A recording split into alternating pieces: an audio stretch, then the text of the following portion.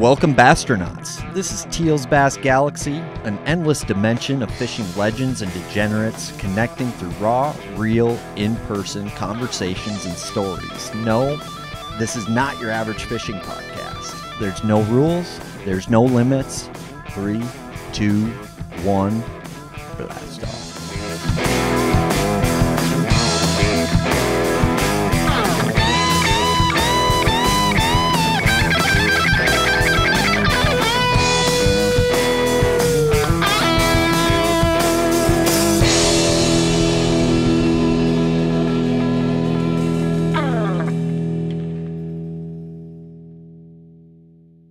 This podcast is intended for mature audiences. Viewer discretion is advised. And subscribe to our YouTube channel. It's been confirmed. Aliens from another planet have landed on Earth. Sources say there's been 2 confirmed landing points for these extraterrestrial beings. One being Japan, and also, unexpectedly, in Minnesota at Waypoint Angler Supply, a local tackle shop on Lake Minnetonka. With the ever-expanding universe, it's no surprise that there are other planets out there that also share our love for the sport of bass fishing. And to Earth's surprise, this latest visit came from extraterrestrial fishermen light years away and many innovations ahead when it comes to fishing equipment. Some hypothesize these beings came from the planet of Naboo, matching up with Mayan folklore dating back thousands of years with fishing equipment ahead of their time. It has been confirmed they left things never seen before by an Earth-born bass. Waypoint Angler Supply is the premier space station in the bass galaxy and has tackle that could previously only be found in Japan or the planet of Naboo. The Waypoint ship is full, but we don't know when the Bastronauts from Naboo will be back. So hurry in to Waypoint Angler Supply today and stock up on that Area 51 Planet of Naboo JDM good before your buddy is whooping that sweet ass of yours. Stop into their store on Lake Minnetonka or visit their website, waypointanglersupply.com. That's waypointanglersupply.com. Use the code GALAXY0224 to save 20% on your next tackle binge. The Bass Galaxy is also supported by Vocelka Fishing and Customs, Supreme Lending, Dream Team, Lake Country Insurance Services, My Wedge Motor Support, just north of Memphis, Barbecue and Catering. Thank you. Bass Moon. Goddamn bass. Fucking. Yeah, dude, how about that moon? Where'd you get it? Amazon. Dark web. Everything these days. Amazon. Temu is the new one. You guys heard about that? Yeah, that's the India. Or... Dude, they got good tackle on there. My buddy Jaron, I don't know if you've ever seen him, but Is that the Instagram kid? he likes Temu. Is that? Hold on. Where's my phone? We'll talk about buddy Jaron. Is that his name, Buddy? Buddy. Buddy. Dude, Sobe sent me some shit on him, and I was like, Dude, I had to, Sobe should be sitting right there. That'd be wild. I know that would. If he wasn't a bitch. If he wasn't a bitch, he'd be sitting there right now. Did you call him? He'd just make us cut everything out. Yeah. He's got like this family YouTube show. Dude, except we're not rolling, are we? Yeah, oh, yeah. What? Never mind. Probably a good start. I'm not going there. Why? Love you, Selby. I meant every word I said. He's a funny man. He knows I love him. Hays Baldwin, welcome, dude. Fuck. Thanks, man. Cheers, boys. Cheers. Yeah, another one. Last time I texted you, you were like in Alabama or something? Yeah, dude. Gunnersville. You're goddamn gypsy. I live out of the GMC Sierra out there in the driveway. I love that. Back seat, front seat, or box?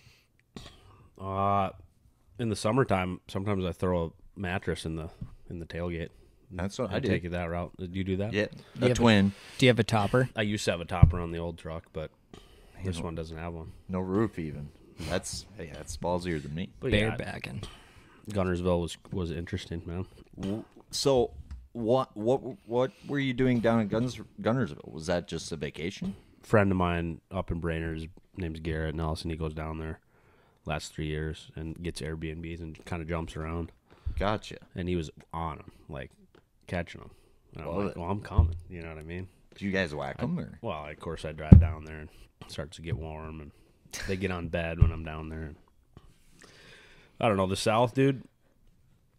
It's nothing like the North. It ain't the same. No, it's a lot better up here. Yeah, they got PhDs down there. Like, they get beat on. They're fucking beat on down there. It is hard. Like, I don't think I could. I can't take getting bit, fishing for 10 hours, getting bit 6 times. It just sucks. It ain't easy. It's an adjustment. It's cool when you know what I mean. When we kind of figured something out towards the end, and that was cool. But What lake were you on? Gunnersville, I think. Oh, Gunnersville. Yeah. And then on our way back north, we fished Dale Hollow. That was really interesting. I feel like that'd be a really unique place that would test my smallmouth abilities. Like, they catch them like very suspended, very bait-oriented smallmouths. So we got there first day night, and we went out, like, he's live scoping or whatever. I'm in the back casting, and he catches one, like a 4-pound largemouth. A couple minutes later, another like 4.5-pound largemouth. You know, in like 35 feet of water, 10 feet down. And these fish are like just moving so fast. And he's like, you know what I mean? Like, if you don't drop your bait, like right there. Minnering them? Yeah. Yeah. And then, of course, the MLF went there and just Pounded them. dropped the hammer. Yeah. What did you do in the back when he was minnering? Just fucking jerk off? Or? Yeah, I was throwing like a little finesse jig on the bluff. Okay. Bluff wall. And I mean, we're fishing. So you're some really close steep. enough to something that you could cast Yeah, I was at. like, there's shore. I'm just going to cast at that. You know what I mean? And once in a while, he'd let me up front and whatnot. But we kind of got into the smallmouth throwing a rock crawler, Spro rock crawler. Ooh, that's That was a cool. fun bite. That is a You know. fun bite. Speaking of that, I'm excited. Bagley came out with that new Pro Sunny B Deep. Okay. I feel like a rock crawler Pro Sunny B Deep tandem is going to be something Daddy Good deal. likes this year. yeah. Daddy likes this year. But okay, so getting back to you, what the fuck do you do besides like be a fishing creature? Besides like just you fish every day. I Don't fish every day. Like, I'd say of 365 days in a year, I fish 300 days. you? Man. No question about it. You know what I mean? Ice. It doesn't matter. Did you have to sell a testicle to be able to do that, or like how? I did got that- one. Okay, One nut, yeah. that's good. Yeah. You got a But- girlfriend? No, it's all kind of been the same. It's like, I'm going fishing today. Yeah. And they're like, oh, really? You're going fit? You know what I mean? And that's kind of how eventually it seems to end every time. Oh, for sure. Yeah, for sure. Teal and I get You know, that, bro. We understand. And so We understand. I'm living on the run. You know what I mean? I'm living Hell up. yeah. You're fucking. I'm gypsy. living on the fly. Yeah. But why not right now? You know what I mean? Just Dude. fish every day. Like I said before, I mean, I don't care what's on the other end of the line. Like, whatever's biting, you know? Yeah, dude. You fucking grease the different species. Yeah, and like, Do you have a favorite though? oh, goodness gracious. No, I really don't. It's all time of year dependent. Like, you know what I mean? May, June's a great time to catch walleyes. Probably my favorite. You know what I mean? They're shallow. So you're just a bandwagon angler. Yeah. Basically. October, riding the seasons, October, baby. November. I mean, November into I get it. November. I This get year, it. the bass fishing right around where we're at here was good, man. Oh yeah. And I threw like the little TRD Ned rig that's all I threw for like a week straight, and we went out and just railed them. The water temp was like, I think we were in the boat like November 23rd or something. Water was like 40 degrees, and they were mowing the Ned rig down. And I just jumped from lake to lake, and we mowed them down. Do you have any Ned rig secrets you'd like to share with the world? So sounds like you threw it for a week straight. Same one? Say it, yoga pants, TRDs is the Z-Man bait. The color's yoga pants. Yep. It's like dark green pumpkin. I don't know. I can't describe it. Speaking of yoga pants, they've come a long ways in and of themselves. Like, They have, man. Like, but it seems to depend on like where you go to find them. Like, there's certain places where We the saw yoga one off pants your are dock like, today. Whoa, We literally saw one off your dock. Booty? Today. Yeah. was I I, made not there? Did I Yeah, miss you were it? grabbing the pizza. Yeah, you were ripping into town. I got eagle eyes. Yeah, you were standing on the. You can't always focus on fishing. bench. You should see in the summertime. There's These boats of people come by, man. Well, there can be some beautiful women. You know what I mean? That kind of Gorgeous. throw me off my game. I'm trying to guide. You know, here comes a pontoon full of beautiful middle-aged women. You know, So we're gonna get back to that, but to backtrack like a little bit, this is all over the board, folks. there's no rules in the galaxy. So you consider yourself a full-time guide? you Oh, would say. absolutely. Yep. From May 15th until October 1st, Gotcha. every day. Where do you guide primarily? Lake Vermillion. Vermilion. Mm-hmm. Yes, Gotcha. sir. So what got you into guiding initially? Like diving into the like Goodness I'm gracious. genuinely I don't know if I've ever asked you this, dude. I went on I think my dad or my grandma or someone won us like a fishing trip with Walleye Dan years ago. up in Walleye Brandon. Dan. Walleye Dan, and it was one of his guides, Nick Miltmore was his name. And we went out, my buddy Will Stolsky and my buddy Chad Christensen. We went out with Nick, and we were like 13 or 14, and I think we caught like 4 or 5 walleyes. But like, I was like, that guy does this for a job. You know, that's pretty cool. Like, Yeah. I'd really like to do that, you know. And at the time, I was more focused on golf, man. I was like golfing every day. And in high school, I played golf, and I was just grinding. I just golfed every day. I was on the range, like, Just hitting tee shots. yeah. I mean, Working on that short game. my grandpa was the golf pro over at Lafayette on Lake Minnetonka. So in Crystal Bay, Yep. when you're in Crystal Bay, you can see the golf course there. So I basically like grew up playing golf there, but I fished off the driving range, and I mowed them down with like a buzzbait and a popper and different things right off the driving range. So I'd catch bass and then hit golf balls. So I kind of got the best of both worlds. That's genius. Yeah, but golf was a big thing, man. That's kind of the route I thought I was going to take with my life. Like, it's all I did. Thought you were gonna be the next John Daly. John Daly. Yeah. I feel like smoking cigs and hacking darts and Hacking fucking darts. chipping wedges. So yeah, everybody's got that dagger of like a lure they've got where it's like, hold yeah. my beer, I'm about to catch one. Did you have a club, like an iron or like like a putter that you like? my 3-wood was just, and it still is to this day, just buttery. You know what I mean? If I can get out there, I can just hit like a low cut. You know what I mean? Sure. And it's sure. just, it rolls. You know what I mean? I can get that. I was lucky up on Vermilion. We were near Fortune Bay, and we're kind of up there. There's some beautiful courses, so I got to play last summer a couple times when I wasn't fishing. Yeah. And that was Yeah. great. You know, I only get to play golf 6 times a year, but I enjoy it for sure. I want to buy some new clubs, but just insane, dude. Like $3,000 for a new set. But I could buy, I don't know, I could buy some more fishing stuff with that. So That's pretty much how every decision goes for me. Yeah. Priorities and kind of a one-trick pony on where my priorities go. Sorry. It's the way it is, dude. yeah, It's dude. the way it is. Everything revolves around like, where am I going fishing tomorrow? You know what I mean? What am I doing? Like, I want to, by the end of my life, have fished as much of it as possible. And by it, I mean everything. North, south, east, west. Like, I've been fortunate enough to, like, I fished northern Idaho. That was cool. Cool. Penderay.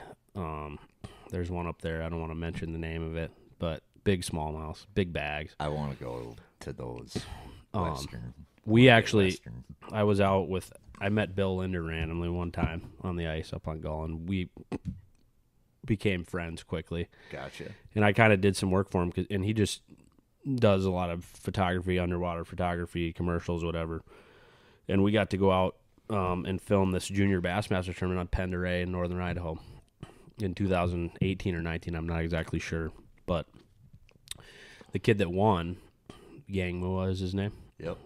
He's got a video on YouTube of him catching a 40-pound bag of smallmouth. And if you boys haven't seen it, I'm gonna send you the link because it's completely insane. But you know who took second in that tournament? Who? And I got to witness him fish, and I was in the boat fishing with him a little bit. Trey McKinney. Really? Yes, sir. And he was like 15 at the time. And they're like, oh, these new, bass guys are scopers.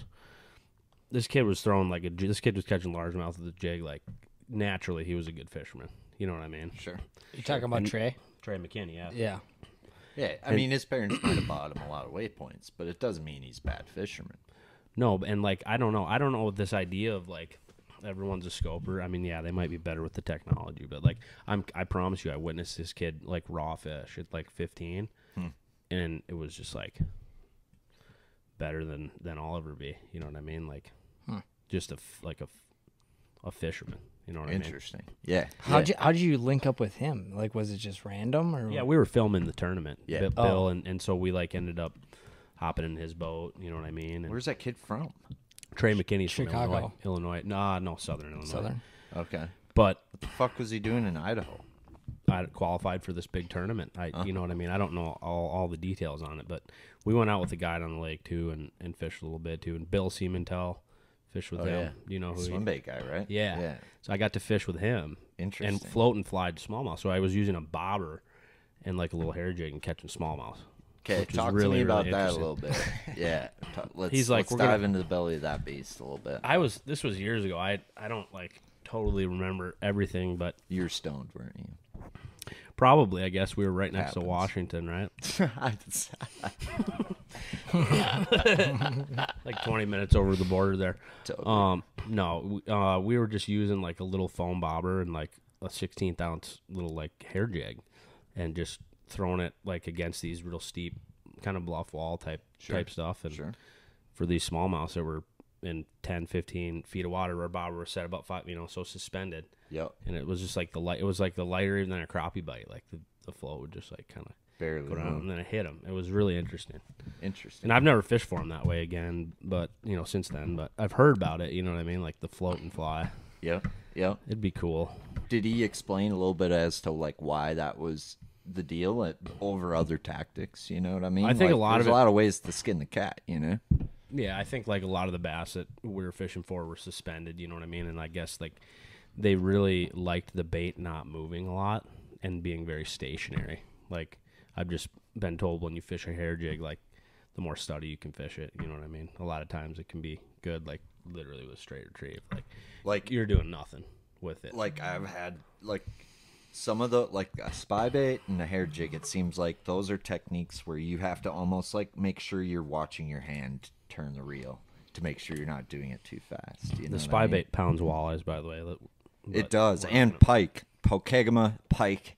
You fucks ate like Grand Rapids Pokegama? Oh! Oh, dude, you were next to the juice. it's such right a there. killer bait out there, but man, the pike love it. There's a little And they're lake. done. It's done. Really? Like, dude, I lost like $45 in like 4 hours. I love Pokegama. We fished the Graha. Fawn Lake. You ever heard of the Graha? It's a big walleye tournament up there. The Graha. The Graha. The Graha, yeah. The Graha. No. It's like a big walleye tournament, 100 plus boats. Okay. And we fished it up there for a couple years. And that's a fun tournament, dude. Big time, like big bags, like catch, record, release. So take a photo of it and then release the fish. So you have everyone gets a camera or a blank card, and you take photos of them on a board, then show the other side of the fish, and then throw them back right on the spot. And they have a pre-recorded, weight for the length of the fish. So, I mean, it takes literally 45 pounds. You need an average 28 to 29 inch walleyes to win that tournament. You need 5 of them. I believe it. Hoyer Out went in there. there last year, won it. Hoyer went in there, won it, beat everybody.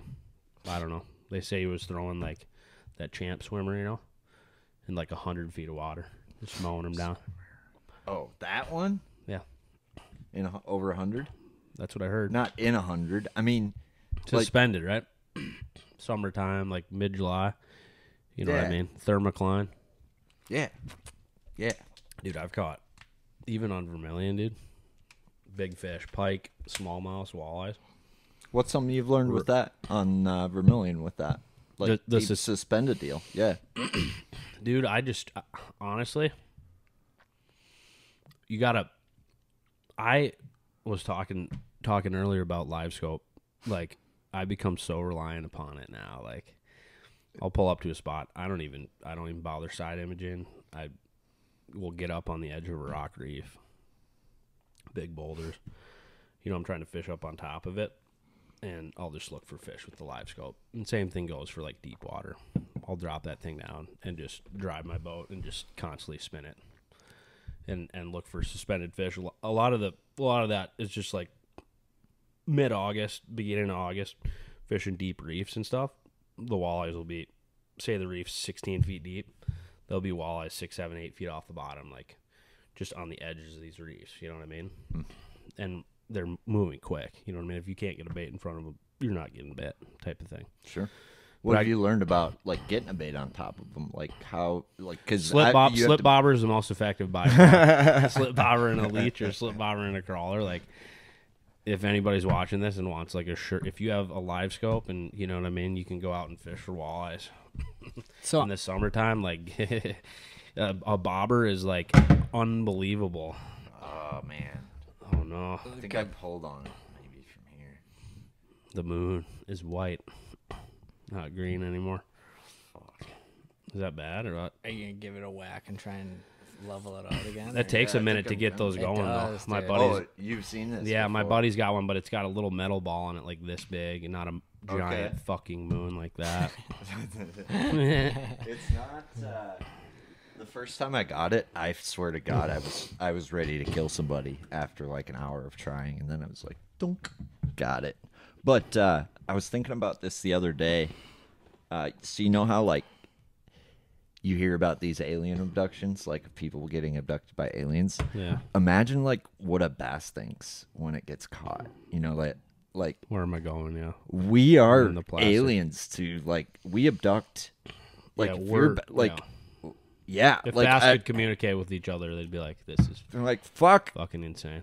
Yeah, like he goes and tells this bass like, "No, you won't believe it. I got drug up into this boat and they put me in this well and they put a tag in on me, I got 5 of them. a tag on me, and there's 5 of us and everyone else was bigger than me. Then they let me go." Like Did you see they're that like, video? "Yeah, right, Billy. Did you see yeah, the right." video on like Instagram? The guy catches one and it's got a freaking tag, you know what I mean, or a call buoy in its mouth. Yeah, Caught it. It's like it got a call buoy in its mouth still. Somebody just like released it. Maybe it flopped off his deck, but they're making them now where it's just you're not actually going through the lip and leaving a big hole in their mouth, right? Or I haven't fished tournaments since like bass tournaments since about 2018. the thing I hate about them tags is they really hate their mouth open. Like even them non-penetrating tags, the problem with them is they're like this much thicker, so their mouth can't fully shut, so to speak. I don't think they like that personally. Them bigger ones anyway. I saw Brandon Polinick have a different. I think it was Brandon Polinick have like fin clips, so it clipped Yep, to like the yep. fins or something. A little different method, but to your point,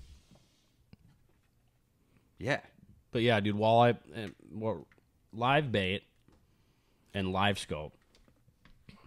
game changer. You figure out how to use it, dude. It's like it should be like illegal. So like- when Do you think so? You're gonna land the leech like the walleye is where the camera. I don't know why they allow I live cast- bait and walleye tournaments still. There you go. I mean, Like, is that being talked about? no, Like, but the national especially with live scope. national walleye tour Yep. is it's the Bassmaster Elite Series of walleye fishing. Can we agree on that? I mean, there's not a Yeah, bigger. 100%. Anybody can pay into the National Walleye Tour. Something I want to attack someday, but no day soon. Good time. I believe in you. But you're able to use live bait in those major tournaments where Right. they're fishing for $100,000. Right. And I'm telling you right now, as much as the artificials have come on and they're great, you know what I mean? You can't beat a jig and a crawler. The smell. You can't beat, you know what I mean? Like you combine live scope. Look at what John Hoyer, I don't know if you guys follow the National Walleye Tour. Yeah. Hoyer Walleye went Will. to- Will Poppin' Foos. shout out. Yeah, I mean, Prez. absolute hammer. I Love you, Will. hope that he can win some of those big derbies, but Top 10 last yeah. week on whatever fucking You're lake at. they're at. Oh, he's that's coming. wild. Was he casting, do we know, or was he trolling? I don't know. I've been meaning to talk to him. I to him, I but told don't him know if I can told say. him he just needed to throw a fucking Chad shad all We were fucking day. Wasn't that Every day. I gotta Wasn't show you that- boys. I was don't- like, just do I- scope with the Chad shad. No, and what- catch big walleyes. we were bud. sitting on I my gotta couch. show you this walleye I caught on the Chad Chat. I got it mounted See, dude. Dude, do they not eat the fuck out of that thing? in like middle of October and shallow. Every what? Well, Over I 30 feet of water. I watched Teal dangle two, Giants. I'll call them 28 plussers on that Chad. Scoping the Chad shad. Chad, he's like, Oh, I wasn't scoping, dude. I was bass fishing. I was scoping for bass with it. I This was is about- trying to catch a bass, But and no. I looked off the edge, and there's a big one suspended there. No, Throwing what- Chad shad, it comes 10 feet up, comes unglued on it. This is about half an hour away from here. wasn't Walleye Will? I got a replica of it, Jesus. but it was just under 30. Wasn't Walleye Will on the couch and you were talking about that, and then you're like, what? Walleye Will was like, what was that? And he ordered like 3 or 4 of them off the dock right there. They're unbelievable. That's good walleye bait. Low key. I'm waiting for somebody to win a walleye. Anyway, we were saying. Hoyer goes to Devil's Lake, and he caught some fish on jig and wraps, whatever. That's artificial. But he won the tournament slip bobbering. You know what I mean? A crawler or a leech. I think a crawler. But, you know, you're live scoping. It's like there's a walleye slowly swimming 30 feet away. All right, I'm going to cast in front of it. The crawler's 2 feet from its face. What do you think it's going to do? Like, I would say on Vermillion, when I can land that bait in their zone, which is about 5 to 10 feet away from them, they're eating it like 90% of the time. So when you roll up to a point, how can you decipher a walleye from a bass? Is there a Yeah. distinctive? The bass are lower, especially on Vermillion. I think it's probably got something to do with like whatever's down on the rocks or whatever they're feeding on. But we fish a lot of like real snaggy rock, heavy rock, and the live scope is just snaggy as fuck. you know what I mean. God damn it. But you can't. What I'm saying is you can't roll up on a lot of these spots and drive over them with your boat. So I rely on live scope just to. I mean, I basically look for the fish with it because I'm not going to drive my boat up on top of this reef or point or whatever in 5 feet of water. If I can be 70 feet away and see them, it's like a game changer. It's a way of fishing that hasn't been done. You know what I mean? Because you drive your boat over the fish, they're gone, man. Oh, Jesus. We were talking about this earlier, but I know the answer, but forward-facing sonar, Forward. not any down or perspective or anything. Always forward for me, you know what I mean? But it'd be interesting, you know. I don't know what looking at perspective looks like because I would say 85% of the fishing I'm doing is in like boulders, big chunk rock. Like, I don't know what that looks like. I'm just wondering why Randy Blockett isn't bitching about walleye tournaments and live bait right now. Yeah, that's a great point. I Like- was talking to him. I mean, that guy is the ultimate spewer, but you know, like I like to listen. I listen to him because I like I like the people that are against it. I would like hearing their opinion. You know what I mean? Oh, I do. that sounds like an open-minded American. Yeah, dude. Wow.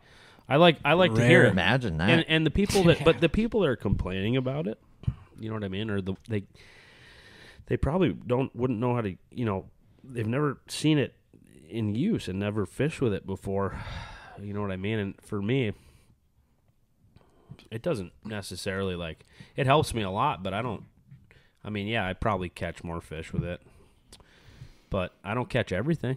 You know what I mean? It's not like an automatic the fish are going to jump in your boat type thing. You know what I mean? But it's a tool. There's another tool. Maps and live scope is basically all I use. You know what I mean? A little bit of side imaging when the fish are on sand and stuff. But That's the thing. when they're Live on scope rock- doesn't pick them up when they're on the bottom real good. No. Especially, you know what I mean? You get like these cold front days. And I started doing something last August that I was against, and that's lead core trolling for walleyes, you know what I mean? Which is, it's a lead line, so it sinks, you know, 5 foot of color, you got 4 colors out, then it's all a recipe, you know what I mean? So I figured that out. And I would even, when I was trolling lead core, going 2 miles an hour, I would stick my live scope down and put it in forward and stick it out in front of the boat, and I'd constantly be turning it left and right. So, like, I can see what's in front of me and basically steer the boat towards wherever I see the fish. You know what I mean? Because a lot of times they're on these soft bottom transitions. You got, like, a long point that sticks out or whatever into the basin. They're right on that edge, you know, from where the sand meets the silt or mud or whatever it may be. And that live scope shows it really well. You know what I mean? as far as like bottom transition, you know what I mean? Mm-hmm. If it's harder, it's more. I use amber on mine. I have a Garmin, but Yep. Echo Map. it's just an ice bundle for like I don't really know, dude. Hey guys, Aaron Teal here with Vocelka Fishing and Customs here, and excited to talk to you about my new signature series rod, the Puppet Master. My #1 confidence technique is by far offshore power finesse fishing, so we've spent a lot of time and a lot of years creating the perfect bottom contact power finesse rod, specifically designed to fish 3/8 to 3/4 ounce football jigs, tubes, swing heads, dragging a swim bait on the bottom, and any bait that you need to manipulate with your hand and land that fish. This rod is perfect for it. The big thing that we found that was an issue with other rods is they were either too crisp and sensitive, where they were too fast, or they weren't quite sensitive enough and they had the right action. So what Dane built with this rod is the most sensitive bottom contact rod I've ever held in my hands. But the big thing is, on a long cast, it's got the power to drive that hook home, but more importantly, it's got a parabolic action that's going to bend deep down in the rod to make sure that, let's say, football jig or goby tube isn't popping that smallmouth's mouth open and keeping that bait in the back of their head where it belongs, allowing you to have increased leverage and landing more bass. You're going to have to pry this rod from my cold dead hands. This is the Puppet Master. You can find it on VocelkaFishing.com or at Waypoint Angler Supply. Check them out. Are you ready to reel in your next home purchase or refinance? Supreme Lending's Dream Team can help guide you through the entire mortgage process, from pre-qualification to closing. They have a wide variety of home loan programs in their tackle box, including down payment assistance and first-time homebuyer options. Just ask me. I trusted Aaron Dagas, a bass fisherman just like you and me, and Supreme Lending's Dream Team to help finance my first home. Contact Aaron Dagas and the Dream Team today by scanning the QR code or giving them a call at 763-326-0677. That's 763-326-0677. Did I catch a 7 in there? Or visit their website, aarondages.supremelending.com. That's AARONDAEGES.supremelending.com. Just moving around my boat. I have a Cisco mount for it. I don't go too big time with it, but Cool. I mean, I use it every day, and it's cool, you know. Yeah. But yeah, a lot of people up there, or they're just looking for limits of fish when I take them guide. Yeah. You know. Yeah. And so whatever I can do to do that. And last summer I cleaned like close to 1,000 walleyes, I believe. You know what I mean? By the time it was set. Harvest. You can clean. I like to clean, yeah, definitely. And so You like cutting them up. I like cutting them up. I like it. You know what I mean? That's perfect, because I hate cutting them up. So. And I took, 100 some odd trips, and you divide. I don't know. I mean, we were averaging probably 8-9 fish as far as like eaters goes per trip by the time it was over, which everyone had a nice meal at the end of the day. Once in a while, my customers would invite me back to their place, and they'd cook fish for me or dinner, which was cool.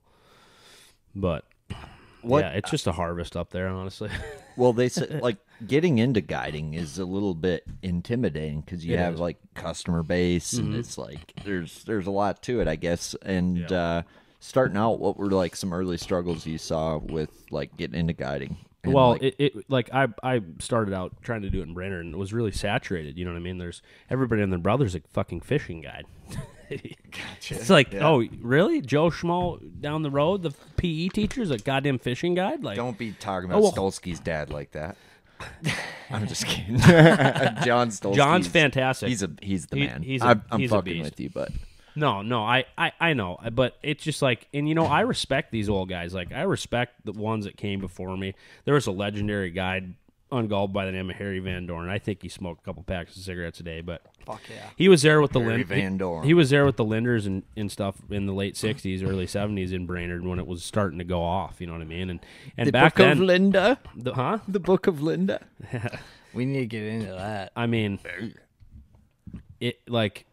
I respect those that came before me, but it's like, I mean, at the end of the day, you gotta, put food on the table, and so it was just I worked for some guys there.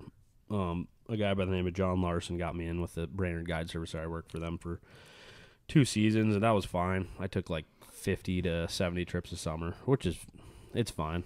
But to be able to survive doing it, you got to take about 2 to 3 times that amount. You need 100 plus trips a year, and so I was fortunate enough. I had a buddy up on Vermillion that moved down to Florida to fish the salt and guide in the salt, and so I kind of went up there and took his place. It's tough though. I mean, I'm going up there middle of May, and I'm not coming back till October. I'm guiding every day for 4.5 months. It's really it's super. It gets after about 2.5, 3 months. I get sick of it. I think I get, but the nice thing is there's great largemouth fishing, great smallmouth fishing on that side of the lake. When you walleye fish every day, it's like once in a while in the evenings I'll be able to go out and bass fishing is basically my getaway, from it all. Sure, to be honest with you, that makes sense. Which is cool, to be able to do that. But I think probably the most underutilized fish on Lake Vermillion is the largemouth, without question. That is an under talked about thing, and there might be people pissed about us even talking about it. I don't give 2 shits, but there's major tournaments that they used to win major tournaments with green ones. Heard something about a virus or something. Or a lot of them died. Really? Yep. Mm-hmm. Gotcha. A friend of mine, Al Wade, he's a guy in the lake. He was showing me pictures that they caught a 7-pound largemouth up there 3-4 years ago. I guess before the fish got sick. But I mean, there was at that point, he said there was a lot of 4 to 6 pound fish. That's crazy. All the way up there, you got to think about it. But debatably, the greatest bass lake in the state of it is the greatest bass lake in the state of Minnesota. Is 30 minutes from Vermillion. Pelican Lake and Orr. There you go, man. Dude, my favorite lake in the state. There you go. Like that is it. I don't have time to get over there, but I should. Yeah, I would just say how about we just go over here, and I'll just guide you here, and you'll thank me later. I think Al and Jimmy Linder filmed some television pieces out there. I know they. I don't want to break. Dude, it was so good before people knew about it. But it's still low key, to be honest with you. It's not. It's still and it's far enough. It's far enough away, but guys are not gonna send it 4 hours to go. Right. But what was the Champions Tour? What was it like? Rasmussen. That was a bad 260 pounds. Yeah. On the toughest day of fishing, that lake had seen in 2 months. Weather-wise, it was a perfect storm for a bad day of fishing. They weren't biting as good. I can attest to it. Do you want to know? And we are lucky because there would have been 4 boats with over 150, I think, if it would have been fishing good. And I think it would have taken 300-400 because there would have been big ones, all big ones. It's fantastic for bass, but it has 15-pound walleyes in it as well. I heard that. Absolutely huge. I wouldn't even know where to start for them things. It's shallow, you know what I mean? But I think ice fishing is pretty popular out there. I think that'd be a good time to get them, December, early ice, dude. I live for an early ice walleye bite. That is just some of the best. You know what I mean? Crawling out on that thin ice. Once in a while you fall through, wear a float suit, whatever. It is what it is, but you get out there before everyone else, dude. That's your deal? You jam? I love it, man. Up north there? Way up north? Way up north, but yeah, like I said, tiptoeing on some thin stuff can be good. You know what I mean? Them walleyes are gassing for about 30 minutes in the evening. Otherwise, just stay at home. It ain't worth your time. Okay. It's a flash bite. Do you prefer ice fishing or open water? I hate ice fishing, but I have to do it. Ice fishing's boring. No, I don't like it. I like to ice fish. I ice fish probably more this winter than I ever have. Me and Sam Toby hit the road for about a month and a half, and we were rolling all over the state of Minnesota, you know what I mean, in strange bars and hitting up cafes left and right, hitting up different, you know what I mean, just different stuff, and it's wild, man. He's a wild man like myself. And saw you guys fishing out of a canoe the other day. Yeah, what the fuck was up with you guys in a canoe? I love it. I respect it. So the ice went off on Tonka March 9th this year. Can you believe that? That is crazy. So it broke a record. Really? March 11th, 1859 or 1860 was the last time it went off.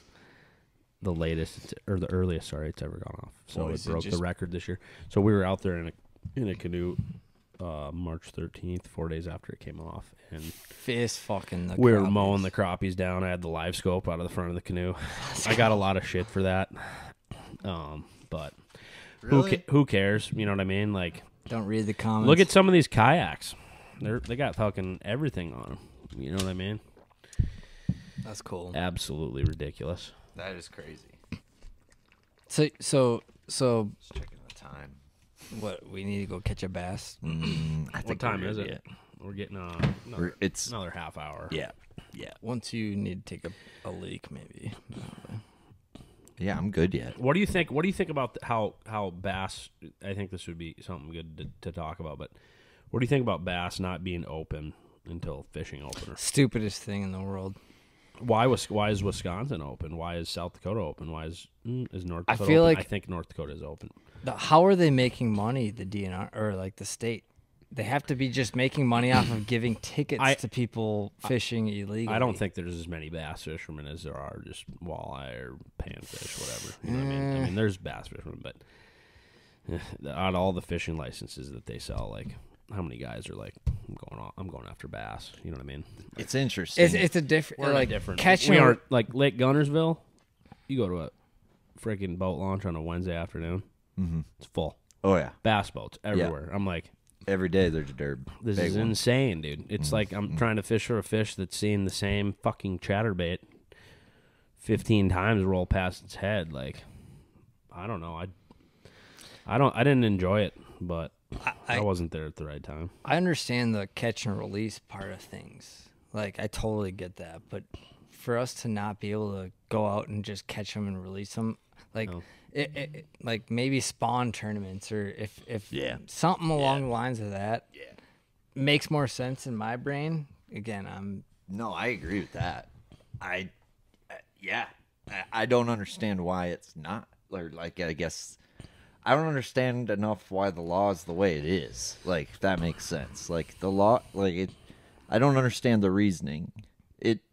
Because as soon as it opens, they are spawning and we're catching them. That's what I'm saying. You know, It's like, like- okay, it's fishing worst opener. time. This is what I've done for the past 3 years. We go out on Gull Lake. We start at midnight in Brainerd, and we catch walleyes. And then it's 7 a.m. and I'm like, I need to stretch the string on some largemouth.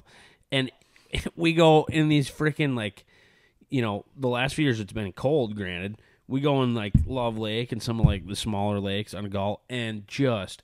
I mean, like 100, like 3 guys tripled up, like every cast for like 3 hours. You know what I mean? Like it is unbelievable. But I don't know. This year, I think it's been kind of warm. I'm thinking they're probably going to be like on beds or, kind of a little more moody. We're back. Yeah, that thing ate a fucking crawler in 20 feet of water. We're back. Big crawler. Fucking live You could use baiters. live bait for bass, boy. Dude, fuck that. I won't That do would be it. fun. I won't do it just You won't because I down don't. go down to Okeechobee with a big shiner and watch that bobber sink. Nope. I won't go down that rabbit hole because it's a dangerous one. we watched the shiners down in Florida. They were remember Them that. Shiner folk fuck you down in Florida. Yeah, you throw your little fucking 4-inch Cinco around, they're just fucking them sideways. They're giving you. They the got middle 3 people finger. hooked up with the big Goldens. They're like, Goldies. get fucked, motherfucker. Yep. If a Shiner jizzes near your Cinco, like you ain't getting bit.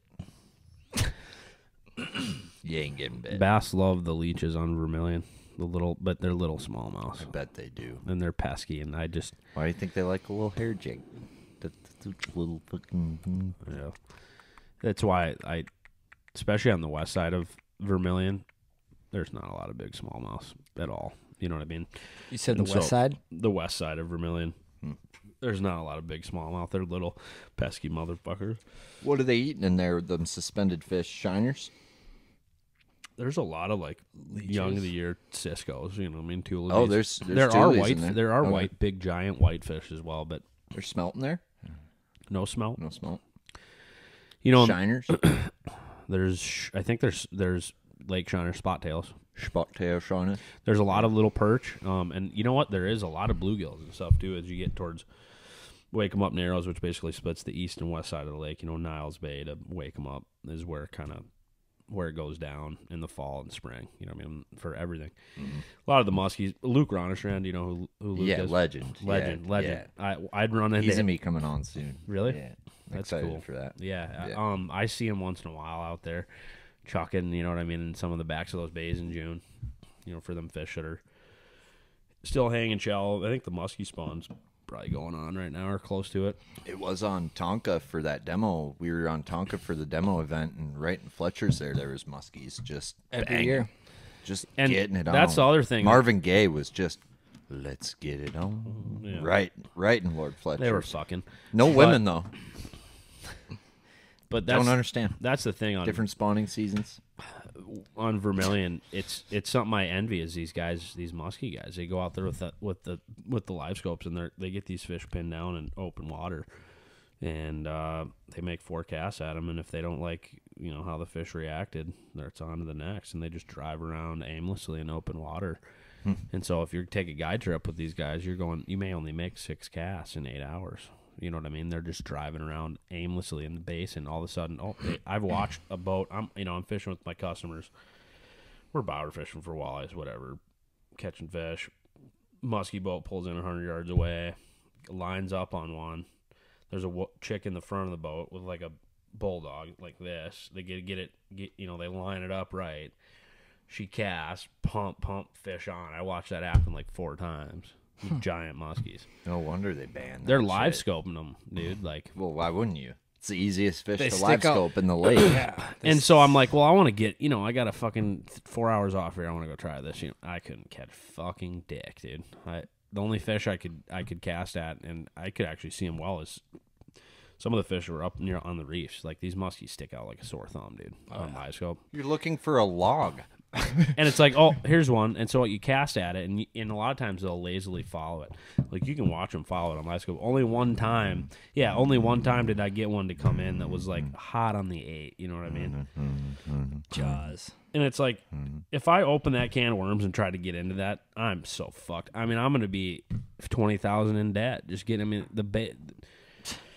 the fucking lures cost $40. The rods are $1,000. The reels are $600. Just hook a sunny or a walleye and cast it back But out. you know what? The only time I will muskie fish is in the fall. Dragging a big sucker around. That's a good time. Oh, okay. So you're like a multi-species guy. I caught a big full on. muskie. He's last about fall. as multi-species as it That gets. makes me okay. But So go ahead. Going back to the question you said earlier, what is your favorite fish to catch?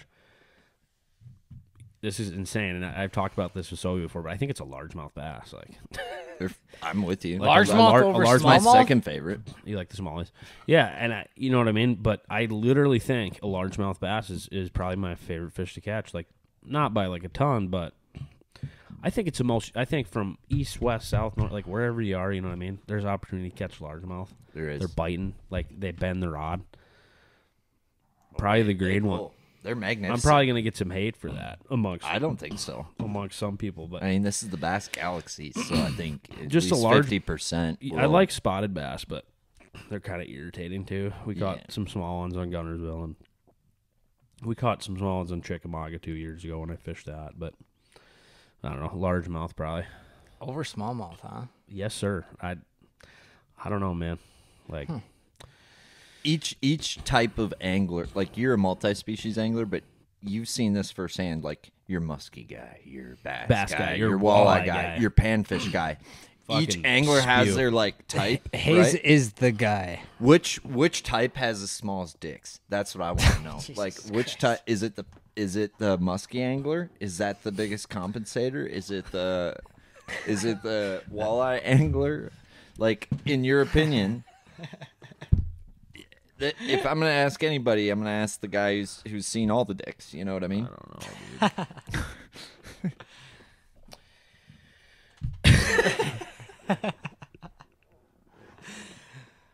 Oh fuck! If I were, I think it, dude. And no hate, I love the big, the big panfish, but it's the people that hunt like these giant, bluegills and crappies. It's like, Waldo. okay, no, not Waldo, and not, Okay. but just in general, like Those are the tiny the, dick guys. yeah, like The elusive bluegill. yeah, we're going after the gill. I only fish for bluegills and crappies. fucking blow me. I respect the big panfish, and fuck, in the winter, it's all I fish for. But, like, they got the little... Got it. You know, I think, you know. And then probably musky guy second, but... It's like that like 5'2" guy with like the extra lifted diesel. But the walleye guy's got... Yeah, the walleye guy has the F350 with the big Ranger with the one Talon with the 350 and... You know what I mean? A couple 12-inch graphs that he doesn't really know how to read, and you know a live scope up front or whatever on the trolling motor now. Yeah, because that's a big deal.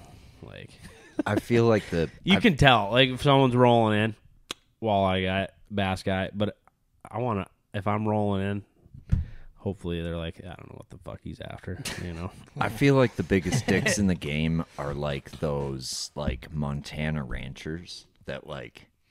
Fucking just have more money than God. Yeah, those like Montana ranchers got a million like, acres truly ranchers right outside of Billings. That still have dirt on their fucking jeans and roll in this 02 Ranger walleye boat out to Fort Peck out to catch Fort a fucking Peck. 15 But they pound still- out to Peck. I feel like them Peck ranching folk. But they still I feel like they got the biggest dicks in the game. You ever But they- fish Fort Peck?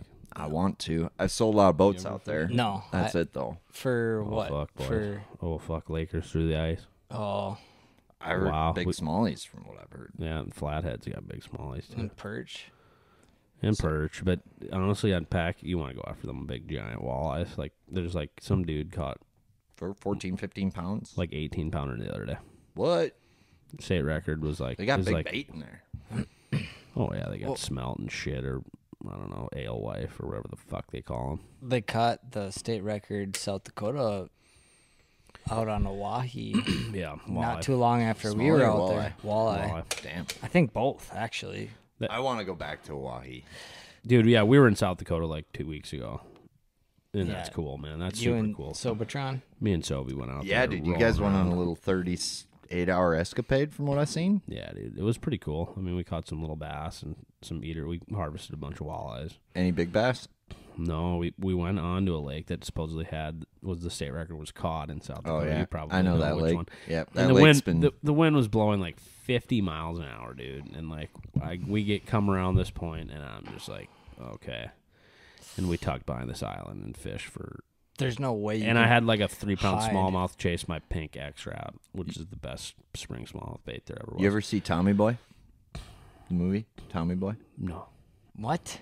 Oh, my God. I don't watch movies. You know the part Tommy where... Boy. JP, you know the part where she's like... Bees! That's when the horse come in. Yes. So, yeah, like... That lake that you're talking about, Hays. Starts with an H. Yep. That has let's become... just stop right there. And not, Well, that has become the state bicycle. Everybody's had a rod. I'll tell you what, when we were there was no one there, and I saw some fish on live scope that I know were smallmouths because I've seen Giants smallmouths before, and I couldn't even cast my bait 20 feet in front of the boat. The wind was blowing 50 into my face. That's the thing So about I'm like, South I'm like, Dakota. Sam, we're putting the boat on the trailer right now. We cannot even make a cast. We couldn't literally make a cast. I also hit a rock pile in Bitter Lake, idling 100 yards from the access, and I thought my lower unit was Down. going to be fucked up, but I was going 4 miles an hour, so we got a few dings. But we came out on top. I have a Yamaha, so we're good. But if I had a Merc, it would be fucking in pieces. Was that before your Mercury. shit started Huh? on fire? Hold on, let him finish. Mercury, what? Mercury Before your is shit the started devil's on- seed. What? Oh. So I broke, like, I blew up 2 Mercuries. I don't know. It's a fucking nightmare. If he won't be voting red this year, is what you're saying. Joe Biden. No. Yeah, that's what we need. Trump. Obama's gay. Dude, I don't even care about politics, so No. it doesn't affect me. I don't Guess think what? I want to go fishing. Actually, Leave it me does. alone. Okay. Leave me alone. I care to the extent Cheers to that it that. I holds care me about- back from fishing. Taxes theft. You know what? Taxes theft. But you know what? I was thinking about this. We should be voting for the people that are trying to protect the waterways and protect the environment and the What things we that- do. What we do. And my friends. Hey, That's a little more left than right. Hey, You know I'll what be I mean? honest. I don't like politics. I don't either. I don't I wanna saw talk about it. Florida's governor Ron DeSantis passed something the other day not taxing anything fishing or hunting related, outdoor anything for the summer. Like, That's Yeah, Something like for that. a popularity contest. It's a fucking popularity contest, and while it's a popularity Save the contest, boundary I'm waters. just wondering why quick copper. why money. they ain't a little prettier. Why aren't there some hot chicks that we could vote for? Okay, hot So, chicks like, or if just like this a is a 40 what about popularity- just like a 34-year-old if person. this is a popularity contest, wear the titties. I agree. Drop them out. Let me see them. Kamala, like, get out of here. That's the best you got Put for her this in jail. popularity contest. Put her in jail. Like, give me some South Dakota governor or something, you know? Christy Nome. she's under some heat right Or now. dig that. Politics Really? is goofy. Or dig that Alaskan governor out. The fucking bridge. Sarah Palin. Yeah, get that. I'm gonna shoot Palin that going. moose No. out of my helicopter. No, I can see Russia from Oh, my house. I'm gonna shoot that wolf right out of my helicopter here.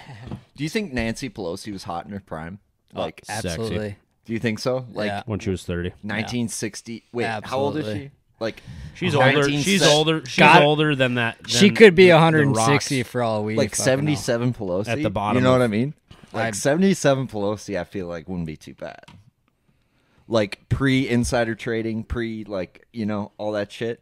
Like Pelosi in her prime, like None of them care about. she was a sex panther back in the day. None of them care about fishing. Fuck them. know. Yeah. Anyways, yeah, it's real political. Jesus. I mean, Oh, yeah. Give me a break. It is getting Dude, that political. fishing drama shit, I'm just like, The live scope shit is just so irritating, dude. when you guys think about Forward-facing sonar. Well, that's the Oh, well, fucking blow me. we can sit and joke about it, but I think it's going to get to a point where individuals like Nancy Pelosi who doesn't give a fist fuck They're about. gonna how ban about it. you forward-facing suck my dick? Hey, Randy, That's- block it. Jesus. Come on, let's talk about it. Yeah, come on out. But I'm just saying, like seriously, on a serious Randy's note, You Not should get gonna Randy. get- You could get Randy on here. Oh, I'd could- love to. He's not going to get any happier. I though. like talking to him. Like, Or think I about like, it, I though. like listening to him, rather. Think about the seed he's planted. Oh, right? This It's is pure, the seed he's it's planted. pure hatred. It But- is but pure. There is not. The world is only going to fuel more hatred. Like, the world is only going one direction, right? And if you plant your seed of wouldn't- hatred here, I wouldn't you're say it's only going to going- feel more hatred when the AI comes out. I wouldn't say and it's people one. don't even need to fucking catch them. I wouldn't say it's like- one direction though. Like People think moving in one direction, like we still got our life scope. Like Yeah. we don't give a fuck. Us three, we don't give a fuck. I know, but how much better can it get? Let's talk about that. I mean, It's going to. it's going oh, to get yeah, stupid. but no, It's going to. no, dude. Is it gonna tell? Are you saying like it's gonna say bass, don't think- walleye? Oh, here's a muskie, and it's gonna tell you, or what are you getting at? I think Because the 62, that saltwater deucer, I've seen it on a 16-inch screen. It is unbelievable. The detail. It's like it is incredible. I agree with you. However, How much better can it get? artificial Glasses, intelligence. chip Yeah, in I your guess. brain. Artificial intelligence, I think, is unfathomable. I don't think. Chip in the. I don't think any of you could add all of our three entirely low IQs together, and you wouldn't, and you would not equate to 1/64th of an ounce of the sheer tons of brain power that has. That's true. Drones. My buddy's It got- knows my what you ate for dinner based on how your fart smells, bro. that burp. What's that? Was that McGolden? Was it a Red Bull? Casey's pizza. Yeah. Yeah, Yeah, whatever it was. Unbelievable. unbelievable. You just caught yourself a nice little dusk bass. There. Oh my That was God, nice. dude. That Yeah. was nice. Last cast. Well, Last cast of the night. Well, how big was that? I don't even. I think it was close to 4 if we were weighing it's fatty. It was I a think- plump, little plump gal on the slug. on the Supreme Slug.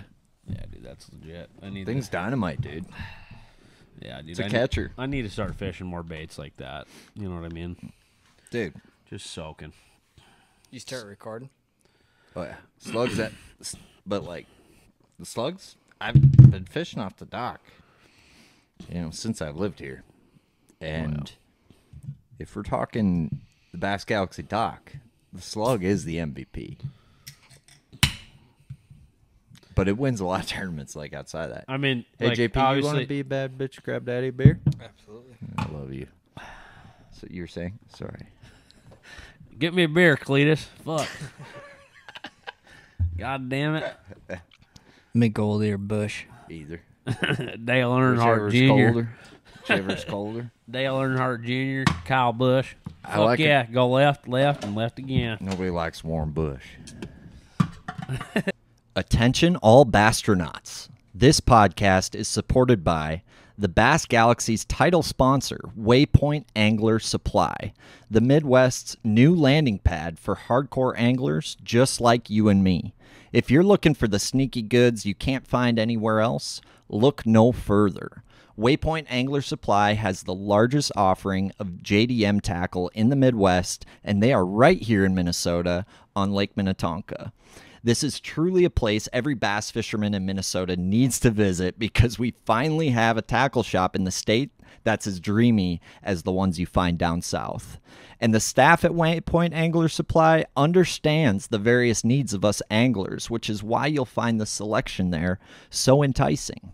Ross and the folks at Waypoint Angler Supply are passionate about carrying the right stuff, providing an authentic customer experience, and they listen to the anglers. And it doesn't end at JDM baits. They stock all the top U.S. brands, as well as local Minnesota brands like Vocelka Fishing and Customs, Arsenal Fishing, Bait Lab Custom Swim Baits, All Terrain Tackle, Bagley Northland, Outcast Tackle, and more. So stop into their store on Lake Minnetonka or visit their website, waypointanglersupply.com. That's waypointanglersupply.com. For the month of July, use the code GALAXY0224 to save 20% on your next tackle binge. Teal's Bass Galaxy is now offering intergalactic merchandise. That's right. We got apparel now, baby.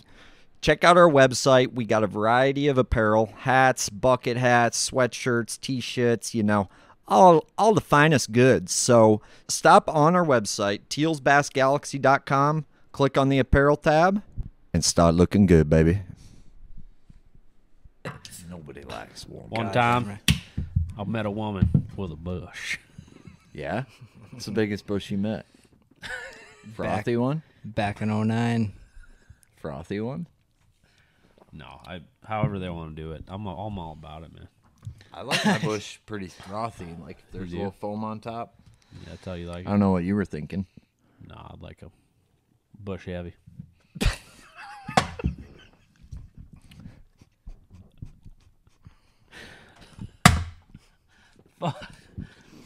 Well, that's not making the fucking cut there. I like my bush like I like my women.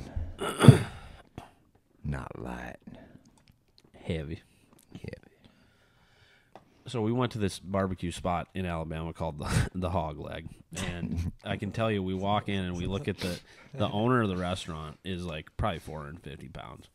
So when you see that, you know that you're gonna be eating some good food. You're damn right. So out comes the daughter, and she's probably 350 pounds, and she's like my age or younger. Yep. And then out comes the mom, and she's like 130 pounds. Whoa. I'm like, whoa. But Trifecta. got some barbecue, whatever. Alabama white sauce is like a thing down there. I don't know. That poor mom. It was fantastic. Barbecue. And then they had fucking lemon pudding for dessert. Lemon pudding. And it was out of this world, dude. Really?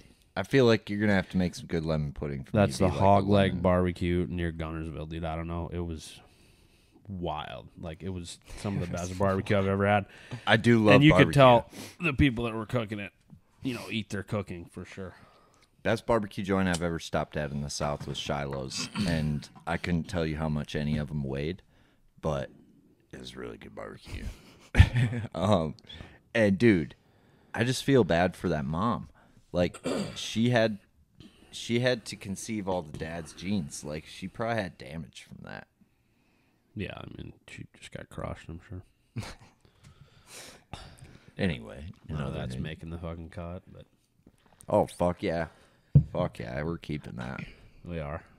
No, I don't know. we can cut that. Too. You could, whatever you want to do. I mean, honestly, if you're eating barbecue and the person that's cooking the barbecue is a little bit on the heavier side, the barbecue is fucking 10 out of 10. I think That's a good I think that's stat. part of the rating process. And that's like that's I a think, fact. like sniffing out a good barbecue joint. I think if you can get a little pulse on that, I think you're onto something there, Sounds dude. about right. I respect it. And it's weird how like way back in the day, like we're talking 1800s or like whatever, like the fat chicks were like the hot ones because they were well fed. Right. You know what I Rich. mean? Yes. Rich. Yes. Rich, like yeah. it was good to be heftier. Bigger, yeah. You know what I mean? Oh, definitely. Give me one of them big ones. Isn't that weird? Like if we, like our great grandfathers, they were like beating off to big women. Yeah. Yeah, they were. Jesus. Wow. Too far? No, not far enough. Take me somewhere, Hays. Or should we learn about bass fishing now, or what do we want to do? I don't know, man. I'm trying to think. Al Linder, you know the Linder's decent, right? I know Al. I know Jimmy. Billy. Yeah. I met Billy first in a snowstorm on Gull Lake. I pulled his vehicle out of the edge of a snowbank that he was stuck in, and then we proceeded to go to my fish house and warm up or whatever. And this was 2016, and then I mean it took off from there. I basically hit the road with him, and at that time he was doing a lot of stuff with I think like St. Croix and Humminbird, and I just got to really be a grip to a camera guy. You know what I mean? So And you were I a worked- camera guy for him? I worked with him. No, I never ran cameras, but I was just kind of a grip, moving stuff around, and Sure. we were all over, man. Well- It was pretty crazy. What was some of that like, or what was one of your best memories of that, like working with those guys? Oh man, probably the coolest was we set up the stage for this to film this walleye underwater for a commercial for Northland Tackle, and we went up on the sandy beach and we went and picked rocks from across the lake and set the rocks and built this beautiful stage where we were gonna place this walleye in and take a lot of photos of it, and just the whole process of that was super interesting. You know what I mean? I don't want to get totally into detail and give away all his stuff, but Well, what was something cool that you learned like fishing with those guys, or like what was something cool they taught you like about fishing? oh goodness gracious, I think they taught me to respect the multi-species more throughout the years, dude. Okay. Because those boys are all they're fishing for everything that swims. Sure. You know what I mean? Yep. And like just bass, walleye, whatever's biting. And I feel like I think prior to that I was really more focused on bass than anything. Like right when I got out of high school, we fished a lot of bass tournaments. You know what I mean? Yeah. Yep. But just fishing with them just made me appreciate, the multi-species world for sure. Yeah. Okay. No, that obviously helps you That's all a big deal. around. Like, I was just gonna ask, learning- like, go ahead. No, I'm just Yeah. saying, like, learning all the species year round makes you a better angler with any species you're fishing. Just learning the ecosystem and how That and then some of the best walleye baits are literally the best bass baits. Like we talked about it before, but like this is a serious thing that people aren't on. Like Yeah. you can like go and catch a lot of walleyes on the chatterbait. Like Oh yeah. that's Yeah. like a pattern. That's awesome. That's like an established pattern. Yeah, like what's the best walleye bait that catches bass in your opinion, or bass bait that catches walleye, and then what's the best panfish bait that catches bass? Oh my god, That's not live. You got me Besides all- drowning a fucking minnow. it's a swim bait of any variety. Got it. 2-inch, 3-inch. The 2.8 Kitech is like it's probably the greatest thing that you could use for even big giant crappies will mow it down. You know what I mean? I mean, I've seen that time and time again. When we were down south, dude, the crappies were eating like friggin' jerk baits and stuff, man. Like the sac-a-lay, they call them. What's the worst guiding experience you've had? Like with the like, It was. like, I've never been skunk guiding. but like bad clients or some like, yeah, I know you got stories. This is when I was guiding. Right when I was 18 years old, I was posting ads on Craigslist. Okay. Yep. Fishing guide, you know. Yep. And I got a trip on the whitefish chain, and admittedly, at that point, I didn't really. I mean, I knew what I was doing, but not like I do today, you know. And we fished for 4 hours, and I caught a bass, and that guy caught nothing. And let's just say that he didn't pay for that trip, but probably my craziest guiding story was same thing. I was like 19 or 18. Got a guide trip in the morning over at my buddy's house, and we're sucking down some beverages, you know, some beers. All of a sudden, 1 o'clock, it's 2 o'clock, it's 3, 4. The bottle, I put the bottle to my head. You know what I mean? Yep. And I got pretty lit up. Yep. And I got a trip at 8 a.m., but I fell asleep at maybe 5:30 and woke up about 10:30 to a lot of missed calls and some unhappy clients. So let's just say they got a free day of fishing, and it was pretty good. And I was not feeling it that day. So now I show up to my guide trips 20 to 30 minutes early. Yeah. I bet. Yeah. Because that was brutal. And I vow to never do that again. Well, I try to learn from my mistakes, you know, and sometimes that's what it takes. Yeah. And hopefully they understand that a guy likes to have a good time once in a while, and shit happens. But But, you know, I'm lucky, like, dude, 98, 99% of the people that I fish with are good people. You know what I mean? it's awesome. It's been really good. I don't really have. If someone's listening and wants to fish with you, where might they? I mean, Instagram's a big deal. That's just Hays.Baldwin. I mean, I pour everything into that. You know? Hays Baldwin. You know, and I'm a guide at Ludlow's Resort on Lake Vermillion, which is a world-class fishery. It is. You know, so if you're up there, you know, look me up and let's go fishing, because the month of June is wild and the month of September is wild. Absolutely. Absolutely it is. I mean, wild. I mean, I've had really good days in July, too. Really. Yep. Really good ones. The last Year round. Yeah, every time I'm up there, there's good days. If you're bass fishing, anyway. Yeah, no, I don't know about nothing else. No, the last few years the water's been cold for a while, and that's good. You know what I mean? Like, I'd say about 60 degrees is a magic temperature. You know, once that water gets to about 60, the top starts to come off, and I'd say like between 60 and 70 degrees, those fish are shallow and they're eating. You know what I mean? And then once it hits 70 plus, slows down for sure. What are we talking about? Smallmouth, like walleyes. Walleyes. That's it. Yeah. Okay, that makes sense. Water temp's important, man.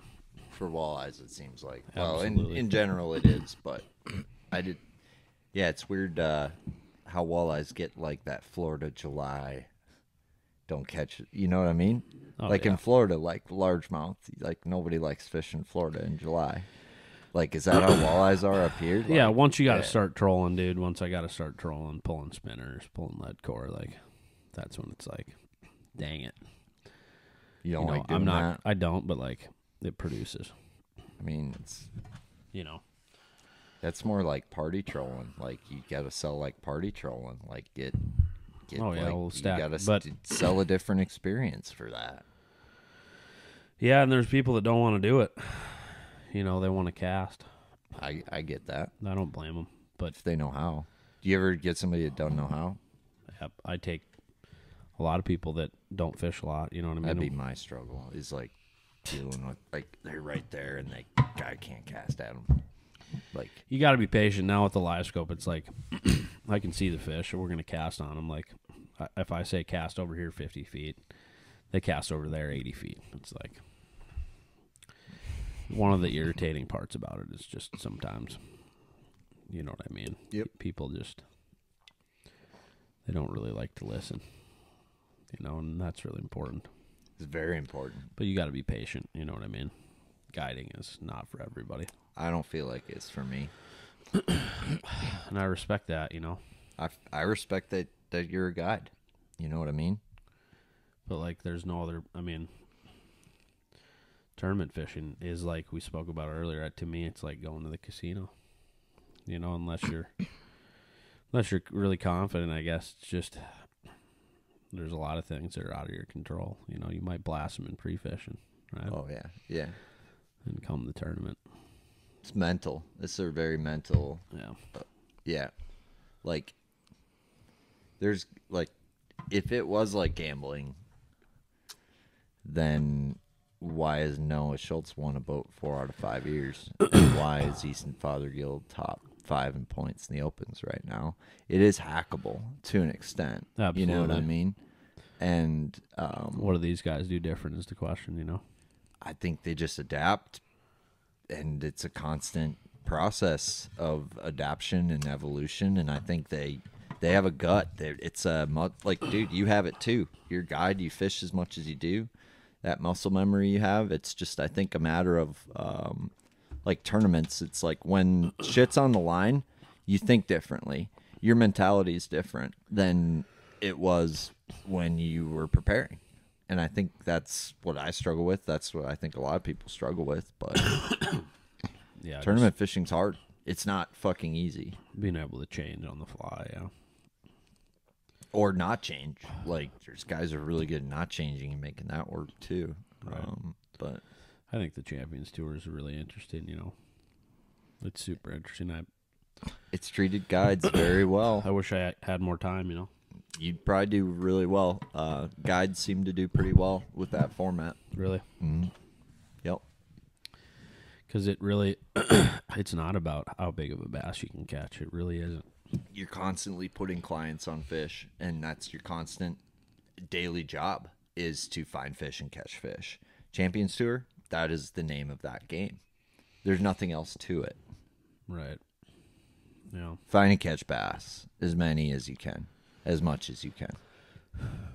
Like, and that MLF, man. Yeah. and Same that's, I kind of guess, it's that's it. Me not being a guide, I guess that mindset has been challenging.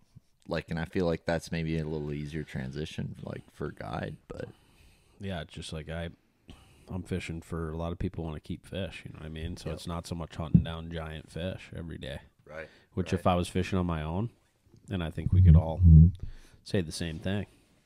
looking for Of baits. course we want the big ones, but I I gotta like fishing for baits. I gotta put that aside, you know, and I gotta produce. I gotta put meat on the table. Is what it boils down to, you know. What's the funniest story you have about fishing with Sobe that you can think of off the top of your head? Everything. No, dude, he's wired up just like me, man. He just loves to fish. You know what I mean? And we share the same humor. You know what I mean? So Yeah, it's He's not a fun very. guy. It's not very serious, which is good because I'm not very serious. I don't know about you guys, but this is the most serious I think I've No. ever seen you. yeah. I mean, Just like fishing. I just go by off the cuff, man. Fuck yeah. We just fish for whatever. So when you're guiding and you're using all your shit, I'm sure. Some new guys using all your new shit. What kind of rods and reels are you using? And do they break shit? Do they like, what's the scoop on that? Yeah, you know, like we do a lot of bobber fishing, you know, and people reel the bobber up into the tip of the rod. Boom. Shatter. Or people step on rods, you know what I mean? So I got to be more careful about leaving just rods out. I broke 9 rods and reels last year. Or not reels, rods. What size boat are you guiding out of? 21 foot. Okay, 205 Alumacraft competitor. got it. Tiller. Tiller life only, yeah. Big tiller. 175 Yamaha, yeah. And what kind of rods are you ripping? She cooks. Elliott and 2Bs. 2B sharpshooter is a fantastic bobber rod. I use it like 2.5 months out of the 4.5 months that I'm guiding. You know, bobber fishing a lot. It's very simple for people to deal with. And Right. Well, I know Waypoint's got a good selection of like those lose reels, and Dane's had some, and I've been on that Shimano game, but I guess I know a lot of my buddies, George, you were saying that lose you showed me earlier was pretty sweet. yeah, the BB1 Pro, I think, and then they got a new reel, the custom light. Like, I mean, Jay Shakir mopped up. He won that Bassmaster. Is it Bassmaster Elite Series tournament on, where was it? For Smalley's. St. Lawrence. Yeah. Yep. He won Broke it on the record. on that custom light spinning reel. I mean, it's good bang for your buck, $160 reel. I mean, love the thing to death, and I've only been fishing with it for basically 2 months, but my first impressions are good. I was kind of a Daiwa guy before that, but I got you. I'd be willing to try some lose. I've been on that Shimano kick, but I bought one of those 7s, the St. Croix reels. I've been fucking around with that. I actually like that thing. Yeah. Yeah, Croy makes nice rods, so you would think that they'd come out with a nice reel. Couldn't tell you much about them besides that, but what you doing over there, Charlie? Grabbing you a cold one. Oh, fuck. Fine. What's the weirdest way you've caught a fish, Hays? You do some weird shit. What's the weirdest thing you've done that's like makes no sense off the wall? Like what's the most off the wall fishing tactic you've made work? Oofta. Wowza.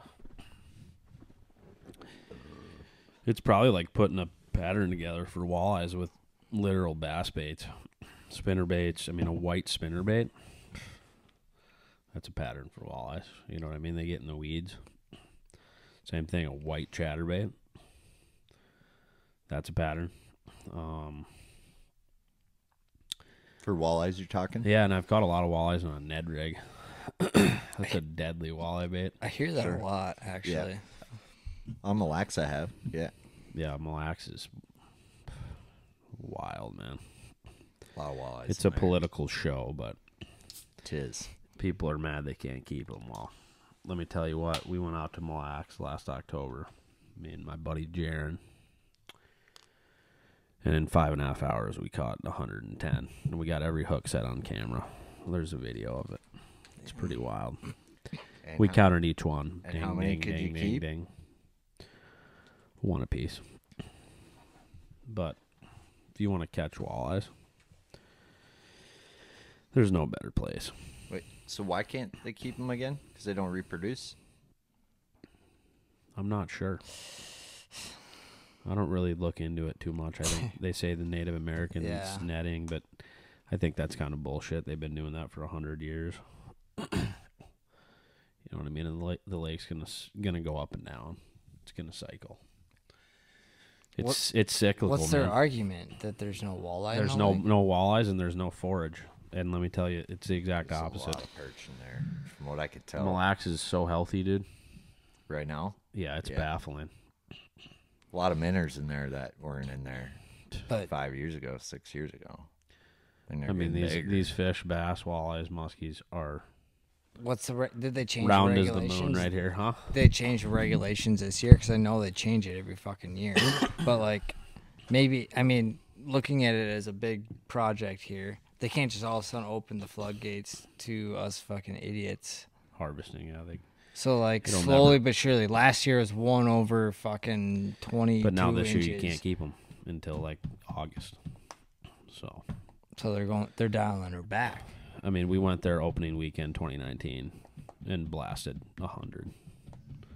Like, it is world class walleye. I mean, it's a world class smallmouth fishery. For sure it is. So in a weird sense, It's- they're taking care of it, or am I blind to this? No, I actually think they are. But the publicity is negative. They say there's no fish and no bait, but talk to the guides, talk to the people that fish it. That's a weird one. It is a weird one. It's complicated, I think. Smallmouth just stays off the side. No one really Smallmouth talks Disneyland and Walleye Disneyland as well. Yeah, about Smallmouth have been. it's fun. And probably the most underutilized fish in Mille Lacs, same as Vermilion. Green ones, man. Oh yeah, they're in there. No, I'd still fish for them brown ones. Of course, yeah. No, I don't blame you, but... And then the crappies in Mille Lacs. Really? Huge. That's what I've heard. We had the opportunity to fish for them through the ice a couple years ago in Isle Bay. That was super interesting. It's gotta be a time. You gotta be. Yeah, that lake. Late ice. That lake will hand you. Once your you get- ass yeah, if once you're you in the get- wrong spot. Yeah, you got to get and find the weeds, and once the water starts draining down the holes, it's more of a march kind of deal. Otherwise, they're really tough to catch, you know what I mean? Makes sense. Like red lake crappies, like just Yeah, that's huge lake. Like how do you? that's coming back, yeah. I've heard that. There's some guys doing it now. Yeah. Buddy Josh Leesburg, Okay. I've heard that. he knows what's going on up there for sure. I He's gotcha. got him absolutely dialed in. That's dope. No question about it. Yeah, that's dope to find something like that super niche and like just know what's going on. They're his pets, dude. He's got her dialed. I think he probably caught. Largies or anything in red? No. But I mean, you look at the shoreline, it's like, wow. If only someone would maybe introduce them, what would happen?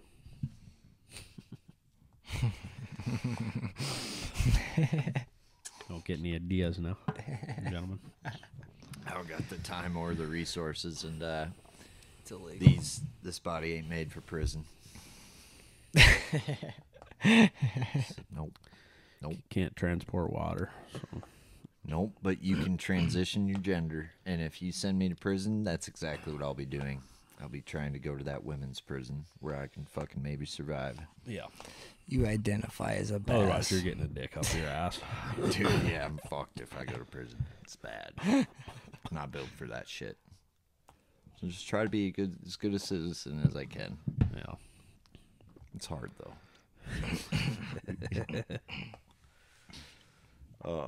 So what's on the horizon? Is that like what you intend to do the rest of your life? Yeah. Guide on Lake Vermillion? Not necessarily Vermilion, dude. Like, I got a passion for fishing around here.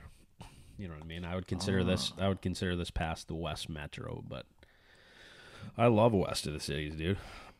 I think it's fantastic. I think it's some of the most underlooked water in the state of Minnesota, dude. What would you? So what? Mostly, what would you- I'm talking mostly largemouth, though. You know what I mean? And What would be your game It's- plan down here? Like guide on Tonka and just yearly. You know, in the spring I'm on Tonka. You know, in the summer I might be in Brainerd on Vermilion. Then, you know, come that around turnover, dude, I think that something magical happens around here. And I haven't really been around long enough to experience it, but you know, I mean, the little bit of fishing I've done these past few falls around here has been it's pretty wild, man. You know what I mean? There's something to say about as you head west in the state of Minnesota. Just fertile. The lakes are like eutrophic, you know what I mean? They're pretty swampy. Yes. But then you have these like huge Soupy. hard bottom areas, you know, and it's just like they're very predictable, man. Like, you know what I'm saying? And again, I'm talking largemouth, but Yep. No. This is where I stomped my ground since I was a kid, dude. So, yep. You're speaking my language. I'm mega jealous, man. So you've been looking at real estate. I know Aaron Dagas with Supreme Lending would be a great mortgage broker if you needed one. He helped finance this bastard. Never been so poor and happy thanks to him. The best layer. The best layer. So you need a big garage like this. in a shack. You need to call Supreme Lending Dream Team. Get a big, just let them know the measurements on the garage you need. And that's it. Start shopping garages, and then you have to You put your find boat a in house here or next- what? Oh, yeah. It'll be right here. After we play some ping pong tonight. Monday or Tuesday after I whoop that sweet ass in ping pong. You wish. You better hope I don't have too many of these. Bush bush lattes, a couple of blue smoothies. Blue smoothies. Yes. That cools the nerves. Yeah. No. I get better. Get the eye of the Jew. I'm gonna be honest, I don't know what that means, but Have you ever seen Beer Fest? yeah. It's like where he gets the eye of the Jew, and then they put him at the end of the line, and then they win. There's a lot going on in this world right now. I don't know what you're talking about, but Das hast a lot of Juden. Ja. Und Da kommen wir ja. mit den Boosterschule. Du hast mich. Hey guys, Gaff with Waypoint English Supply here. Just wanted to highlight the fact that we have the big bass resource right here. Obviously, everybody in Minnesota knows about Kitex and the littler swim baits like these bait labs here. But we're here to have the big baits here in the store. We got Huddlestons. We've got the dangerous swim baits, the jointed claw glide baits, and the bull shooter glide baits. But it's not only the baits. We've got big rods, big reels, big line, and all that good stuff for you guys to go ahead and chase your biggest fish of your life. So swing on into Waypoint English Supply and get hooked up with the biggest tackle around. Hello, Bastronauts. Introducing the new demo program from Vocelka Fishing and Customs. That's right, you can try a rod before you buy it.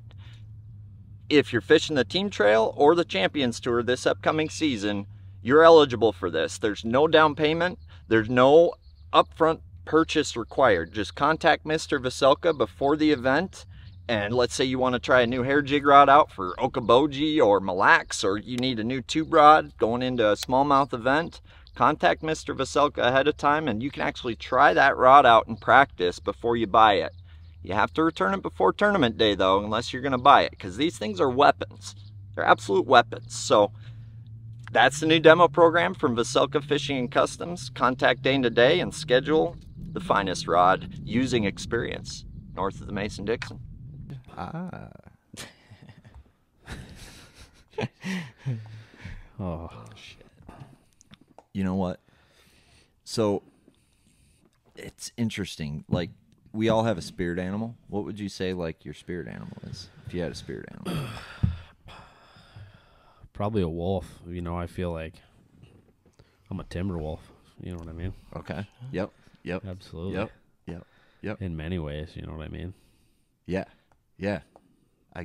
I got it.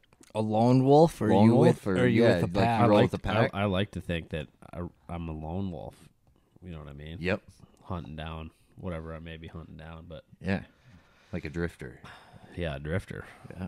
But you can fuck with the pack once in a while I can get with the pack. You know what I mean? But with the boys. I mean, speaking of Timberwolves, Fucking boys they're are going. They're rolling. You got any buzzing. weird Timberwolf stories? No, dude, I go to like 5 to 8 games a year, usually alone. I go down to the Oh, Target. I'm talking about Teal- those I'm fucking talking about. Timberwolves. You were- I was I'm talking about thinking the- Vermilion Islands. Yeah, like, you're definitely. Oh, I thinking, did see a giant black wolf up there last summer when I was driving. It was eerie. The sun was sort of setting in Cook, Minnesota up there, and I was driving back to my camper. Did you bark at him? Lived in a camper. Fucking. That was kind of rough, but got like a mile away from the camper and on the edge of the road. Can envision just a bunch of tall pines and a very narrow road. I saw a giant black timber wolf. I mean, like big, 4 feet off the ground. Damn, dude. And, you know, It'll make your butt pucker. I'd be dude. careful. And then one of my other buddies, Al Wade, he's a guide up there. He hit a moose with his truck and just like took his mirror off and fucked his door up. It's pretty wild up there. I've seen bears swimming across the lake, deer, Lots of deer, I bet. lots of big beavers and shit. Fuck beavers. It's pretty wild up there. You get out on the lake where you got no service. Get up on the north end there. There's no one around, brother. Right. Barebacking. I mean, you can run 25 miles one direction and You pack heat out there? no. I got a flare I got a flare gun. and a Garmin radio in case Okay. shit hits a fan, but Coast Guard if you need. you got to be careful, man. There's some shit to hit out there too. You pay attention to your maps. Oh, yeah. Shout out Lake Master for keeping me safe. This might be a banger story, but I heard lake owners are not too friendly out there. Yeah, some guy on an island was shooting guns at, shotguns up in the air by Bankston. Get him to stop fishing by the island. And it was one specific guy, one specific island. He probably quit now, but Stay away from it. There's 365 islands out there, and 364 of them got fish on them. According to Banger, this is the best dock on Vermillion, which sounds. Do you know what the right best pattern if is? Dude's guarding it with a shotgun. Do you know what the best pattern is for smallmouth on Vermillion? Docks. that's what I've heard. I agree. It's pretty crazy. Like what a guy where told else? me. Where else are you just banging like smallmouth on docks? That lake is One of the few. yeah. And they're like, they'll eat just about anything you throw. Like when I go out guiding, I like to keep it simple. If I have a bass trip, I'm throwing 4-inch Senko wacky rig, with a little weed guard on it, keep it out of the rocks and stuff. But it absolutely mows them down. That's tough. I don't think people 4-inch fucking. I don't know. I mean, people will wacky rig a Senko like on a drop shot for smallmouth, but there's something to say about just fishing straight up wacky rig. Oh yeah. For smallies, but 4-inch, not 5. Oh, for smallies, I agree. Yeah. Pink, bubblegum pink. You like the pink one? Yeah, dude. Yeah. Especially in the spring, man. They're just on it. It's pretty gay. Yeah. But it'll work. I mean, a pink fluke, a pink X, right? Yeah. Yeah. It works. White, bone white. Big bitches Bone. like pink. Yum makes I like bone. the yum dinger. That's like A dinger. pink and yellow, dude. It looks like I don't even know what Sherbet? the color. The sherbet yeah, dude, dinger. that thing freaking mows. Yeah. The pineapple strawberry dinger. Dinger. The But the thing- pineapple strawberry dinger. The thing about it is, I it's mean, one of my favorite colors. let me tell you what, bang for your buck, dude. You get you dingers. They're cheap. They're like $3 a bag. They fall a little slower than a They do. matter. Yeah, they do. You can actually save 20% with the code Galaxy 0324 on them dingers Hit them up. at Waypoint Angler Supply. Yeah, brother. I was driving past. On your menace grubs too, which are good in the spring. I was driving past the Seton Lake the other day and gazed over at Waypoint Angler, and I haven't gone in, but You need to. I need to. It's the bass mecca of the north. I've seen some advertisements on the pod here. Well, you saw that weird thing that I caught one off the dock today with. That was otherworldly. That was intergalactic. That was That's the Bass Galaxy. that was interplanetary. That thing that we threw, and I caught a bass on it today. Land of the Lost. Yeah. Chaka. Have you guys watched Land of the Lost? No, that bait was painted on the Mayan temples. No, yeah. Sure it was. Hayes, Convinced it was. Hayes still mopped up with the old Yes, Supreme you still got the Slugger. big one on a slug though. Yeah. That thing's Shout out And Supreme. Waypoint Oh. has the best slug selection. We got a bubblegum pink. You one were back saying there. you liked my were just color, you were too. you were Sprankle talking and shit about Cal. bubblegum, huh? You were no, I like the bubble gum. I was just talking shit because fucking why not? No, dude, you were digging on that Motorola Galaxy color I had. That's the deal. That'd be at Waypoint right now. You know what I mean? Motor oil, anything, particularly a motor oil power worm on it. Don't even. Cut, motherfucker. Cut. That's a good one. An It's a OG. great one. No, Tequila. that's a good jig worm. Tequila Sunrise. You like Tequila Sunrise? Unbelievable. I like tequila, but not June bug is probably the greatest color to fish in Minnesota with. I love June bug. A June bug craw tube is untouchable. Cut. Black and blue perp, or black and blue craw tube though. What's it like? Okeechobee craw color. It's like a little green pumpkin. The little green blue. pumpkin blue, the June bug, and the green pumpkin is what I Unbelievable. fucking throw. And a watermelon red once in a while on them northern lakes for some fucking reason.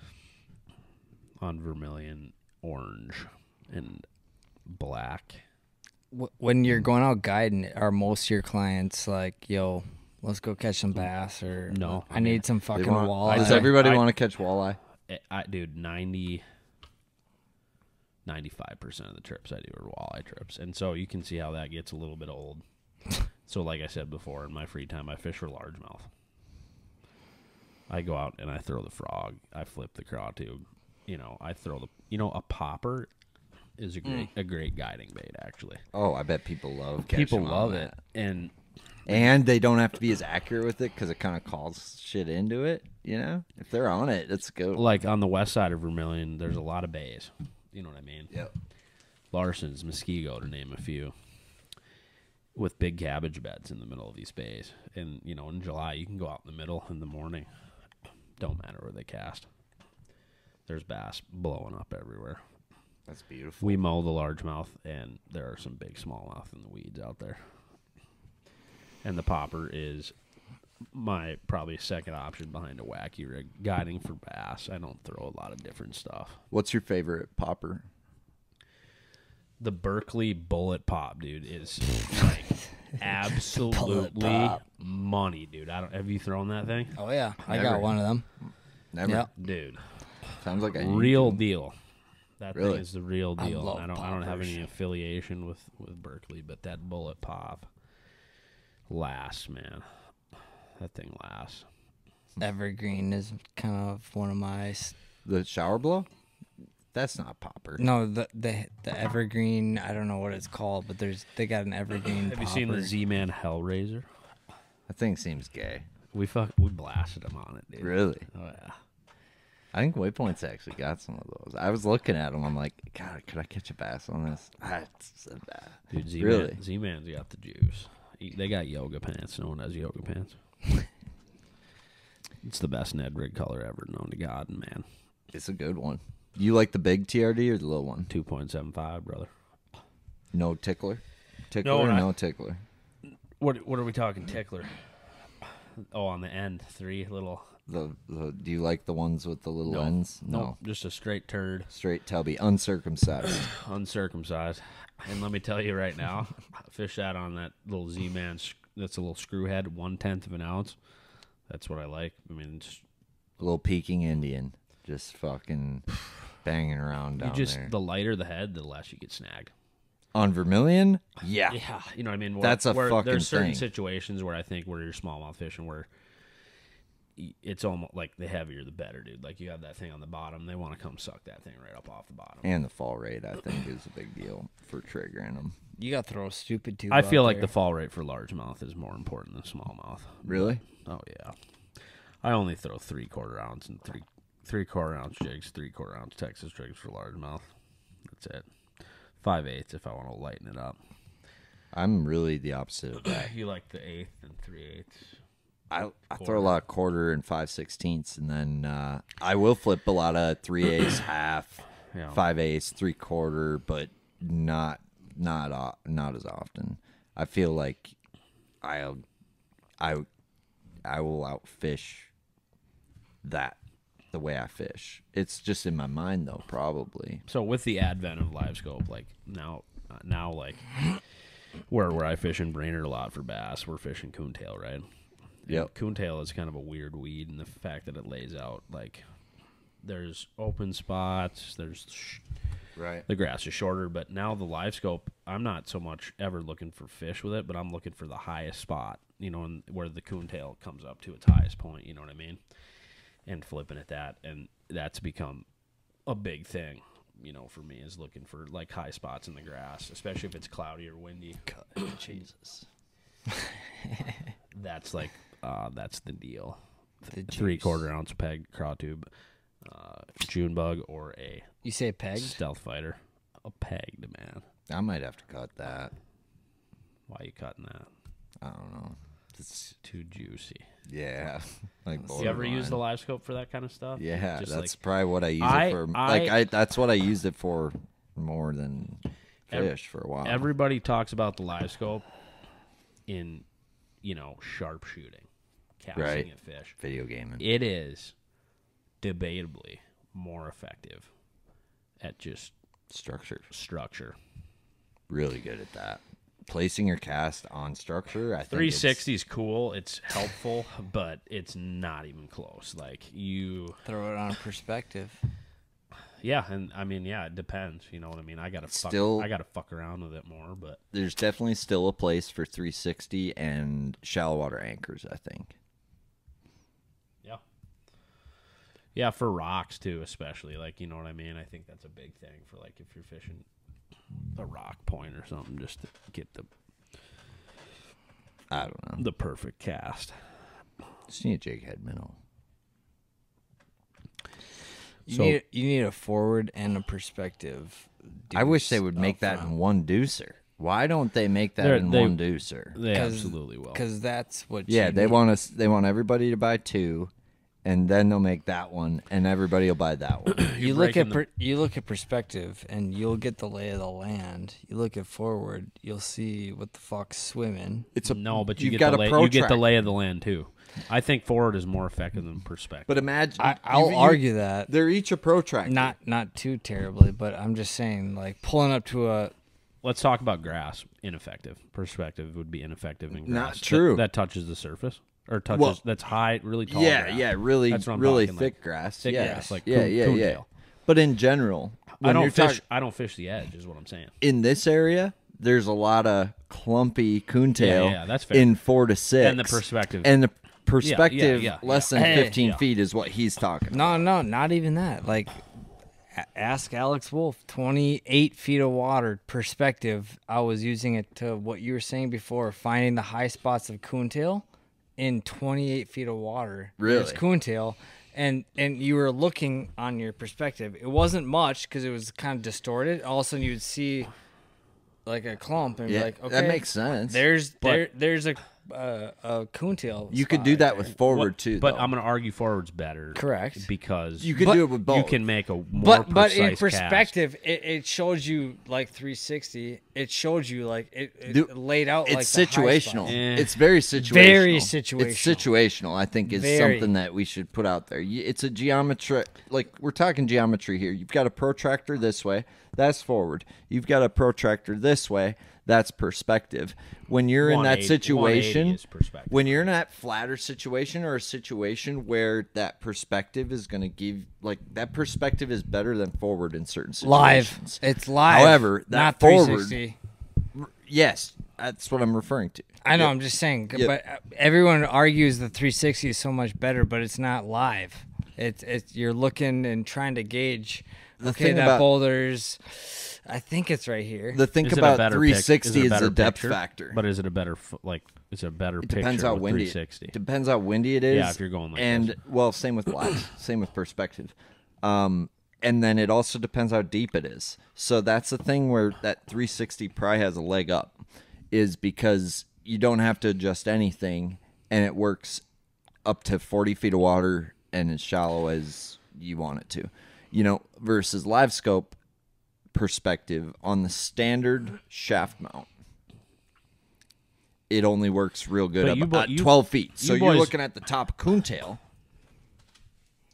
And that's where it's topping out, right? But it's not going to give you a 360 picture to see that there's a rock next to the grass in 25 feet of water, unless you have that adjustable mount. I'll tell you that's what. sold I'll out. tell you But- what. but- If you're ripping both, you'll have interference, and that'll be an issue too. But Could here, be. I'm gonna Yeah. I'm gonna make I a don't know. I'm I've gonna seen make it. a statement here. It's more effective on a pole than it is on a trolling motor. Because unless you have target lock, you know what I mean. If you're spot lock, I mean you got to constantly Depends what you got to you're doing, constantly too. be on it. No, that's fair. Depends what you're doing.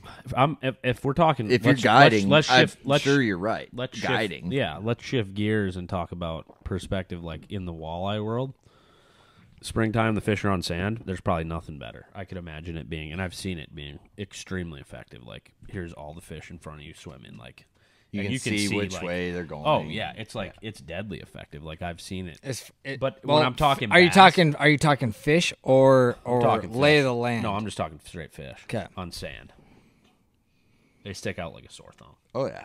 and you can see which direction they're swimming. I mean, Perspective in shallow water is a really cool I think tool. that didn't And Noah, beds. didn't Noah Schultz use it, Mm-hmm. and he won like, A boat with the hummingbird one.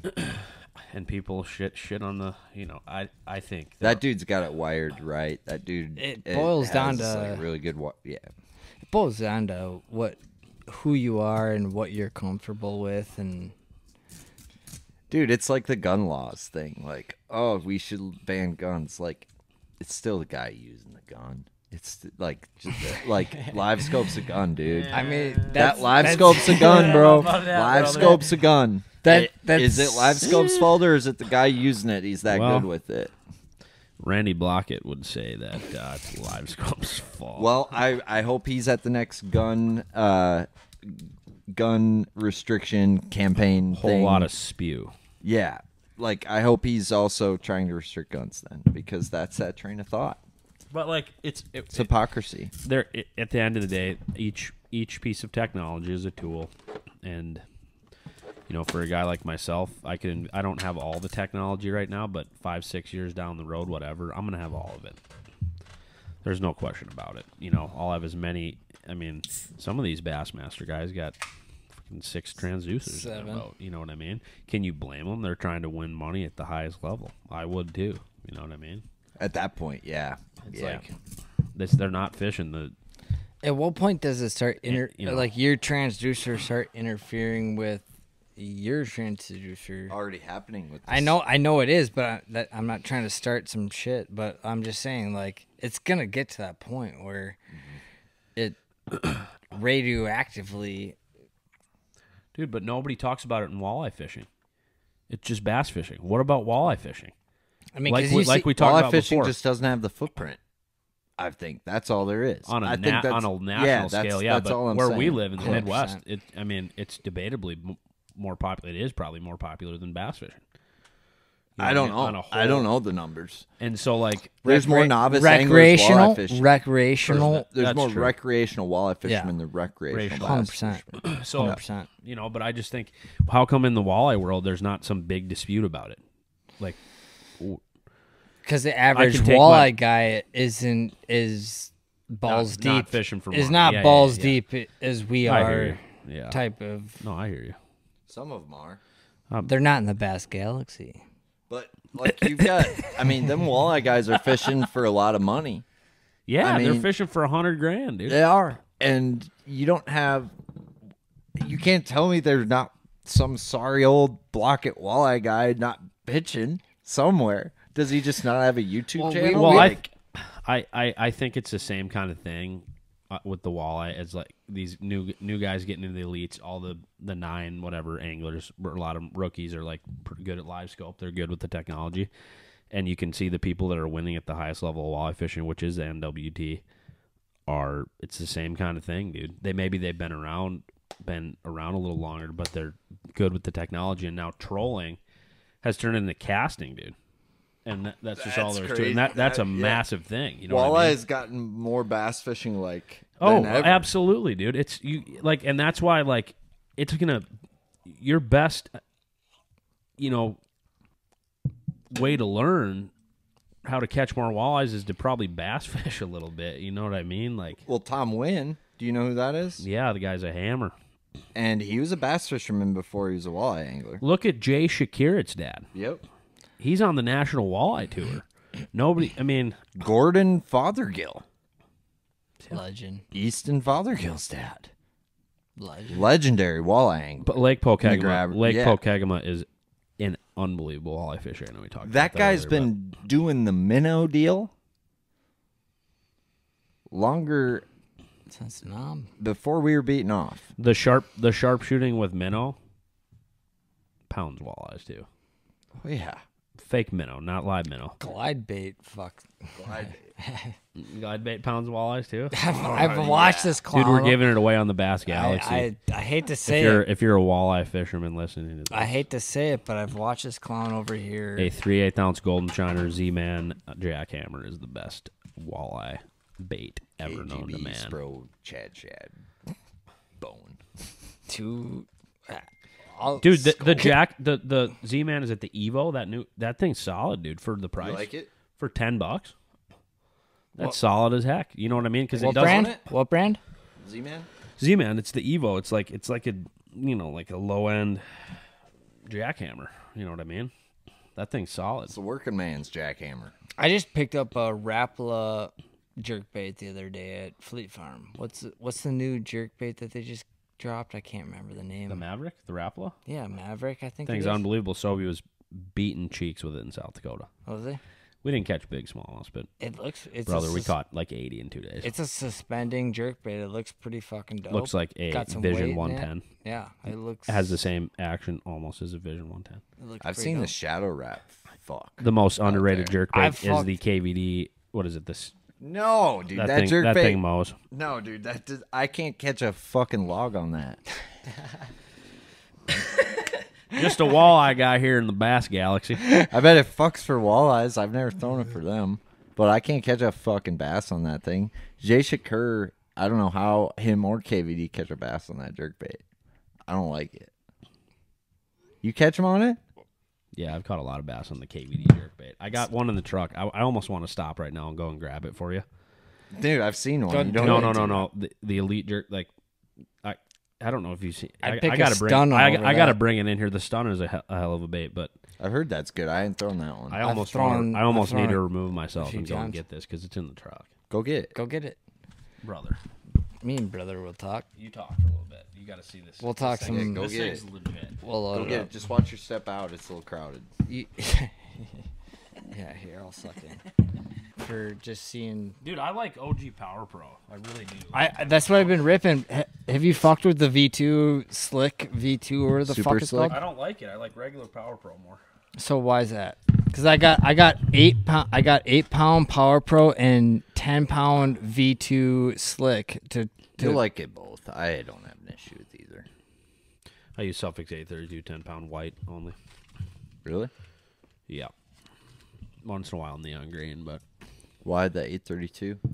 Just like it. I like it. Just It's really smooth line. Like it seems like it's really tough too. Like I just tied an Alberto for line to line knot, same. and it's just like I've never really like broken it, dude. It's just tough line. I mean, if I'm stepping it up, I won't buy more than 15-pound 832 though. I only fuck with it on spinning reels. On my bait casters, I fucked around with that J braid, but mostly just 40 or 50-pound Power Pro. 3/4 ounce pegged craw tube or a 3/4 ounce jig. I had Lake issues with Hubert and Iswa. I had issues with J braid looping around my eyelids, but I'm just being a bitch, I guess. But I've heard good things about it. I but like a bait caster with small eyelets, real small. How about Okay, you? duck it. FBD. FBD. No, I haven't got a chance to play around with like the 2B or Elliott bait casters, but they're light as a feather. You know, the sin cork. I mean, they're sensitive as all hell. But we'll see. I don't get to bass fish, man. I fish for walleyes, and I'm in the Bass Galaxy. How the hell does that work? Well, you're just the fucking fish DeGen, dude. You're just a fishy dude. You're fisherman. That's why you're here. And the Bass Galaxy has no limits or rules. And I'm just wondering why the Gold Thunder Cricket, not a fucking jackhammer. That's a good point. I just have it in gonna a ask bag you here. about that. I've never used the Gold Thunder cricket. Okay. It's got it here. It looks like it probably would mow. Do you know what actually? retail, how much does that hitter cost? I think they're like $10. Well, that's one reason. Wait, the Gold Series Thunder cricket? Let's Google machine it. Hit it up. Because that's the name of the game nowadays. Price, and not everyone's balling on a budget. Yeah. But I'm sure 13. $13. I mean, that's pricey, dude. It's a little, yeah. It's a little much for a cricket of thunder. If it was a lightning cricket, maybe they could get that. So probably, in my opinion, another great chatterbait is the Berkeley Slobber Knocker. You like the slobber That knocker? thing mowed last fall for me around here. Are you talking walleye or fucking bass? I'm talking. We're in the 'Cause galaxy. Yeah, like I can't I'm keep like you straight. that, We're in the yeah. galaxy. We're talking bass. Okay. Oh, now we're talking bass. Obviously. But I did catch a wall mounter walleye on a gold shiner 3/8 ounce jackhammer. It's the best walleye bait known to man. Really? Yeah. Can't Why is the slobber knocker? Talk to me about this slobber. It's got a totally different action, dude. It's the bait, the eye of the lead. No, I know what it looks it's like. It's around. The blade is The like blade's in inside the of it. jig. It's got a different move to it, dude. Yeah, I've thrown it. I think the chatterbait is the most underutilized bait up north for largemouth. And smallmouth. White chatterbait for smallmouth is unbelievable. How you fish it? Like different times a year? Like is there? Dude, a I've seen certain way? people pump it. I don't do Yep. that, brother. You just reel it. I straight reel that thing, do nothing to it. Once in a while, like, I don't know, pull it, stop it, and pull it. You know what I mean? What trailer do you like the best? The Z-Man Razor Shads, dude, are the deal for the That's your favorite trailer? probably, dude. They last, dude. I caught like 50. I glued it on and caught like 50 bass. On like one. I mean, how can you argue with that? What do you have in your hand over there? KV jerkbait. What's special? What's cool about this one? Or what's? Do you trailer your big outboard? Then you need the MyWedge motor support. MyWedge keeps even the heaviest motors safe and secure on the trailer. And talk about easy. Up with the motor, on with the MyWedge, back down and ready to roll. And MyWedge is built to last. It won't rot, it won't split, it won't fail. Guaranteed. Pop on MyWedge centering clips for lateral stability and you're good to go. MyWedge, security in a snap. To order yours, go to mywedge.com. I think the color. I have a different. Yeah, it's a nice looking they color. They have a lot of different, really different color patterns that you don't really seem to see on. This one is a really nice color pattern. What would you say? It's more of a. It's got purple in it. Purpley gold with like some like, I don't know if it's like, yeah, no, it's just the waypoint light. But I was gonna say some green, but that is just a reflection. But No, it's yeah, like yellow. Yeah, maybe. purple and gold. Yeah, which is, Daddy likes purple and gold. Purple is unbelievable. I like the perp. Chatterbait, or you throw jerkbait more for largemouth or smallmouth? Smallmouth. But largemouth will mow it. They will. I've caught some big largemouth on a jerk, but I don't throw it enough for them. How about you? It's you tough. throw 'em more for largies or brown ones? It's tough around. Dude, probably pike. about like right now. It's really actually really good for pre-spawn like largemouth. It's probably like Yeah. It's probably arguably the best. Like, Yeah. and I actually threw the Rapala Shadow Wrap shallow. Like that thing absolutely mows. Aside from the hooks being garbage, they're just thin light wire hooks. But I switched the hooks out on it and it screws the bait up, dude. You know what I mean? It screws. Only straight two up hooks. screws the bait up. Well, they're going for the bait. You don't need. Look at those hooks or those That's odors or the. Yeah, I mean, I'm just saying. those are good Usually, hooks on like there. most jerk baits we throw have. I feel like those are cheap hooks that you need to change out Really? for a stop. tournament. Relax. Well, I'm talking about on a shadow wrap I'd change out of them the package. for a tournament, not for just fucking around. For a tournament, I'd change them. Are you a get- are you a tweaker of baits? No, I just like I mean, look No, at no, the I have a shit he's question. throwing. Look at the shit he's I know, but throwing. do you like to tweak baits or No, I like to land bass. Absolutely. I like to land bass. Okay, I like to catch and land bass. Buddy throws Do a I fluke like with to a tweak Buddy baits? throws a fluke It depends with if a they fluke need with it. a treble hook. Am I right or am I right? Sometimes He catches a weed, he's got to replace. No, I'm just kidding. No, but to be honest, I'm not a tweaker, but I like to catch bass and I like to land bass. So if there's something I can do that I think it can catch me more bass, No, you're I'm methodical. gonna Would do you- it. would you and if agree- I think there's something I can do that can land me more bass, I'm gonna do it. Would you agree that there are some baits that just need to be fished out of the package? Yeah, People tweak them and they should not be tweaked. yeah. The shadow Most wrap. baits- I'm telling you right now, there's a shadow wrap which has been around that you cannot change the hooks on it. It screws it up like big time You have to weigh the hooks. If you're gonna change on them, like a scale. yeah, Yeah, and you That's need, what I'm like, saying. Who makes a light wire like? Ichikawa, Okay.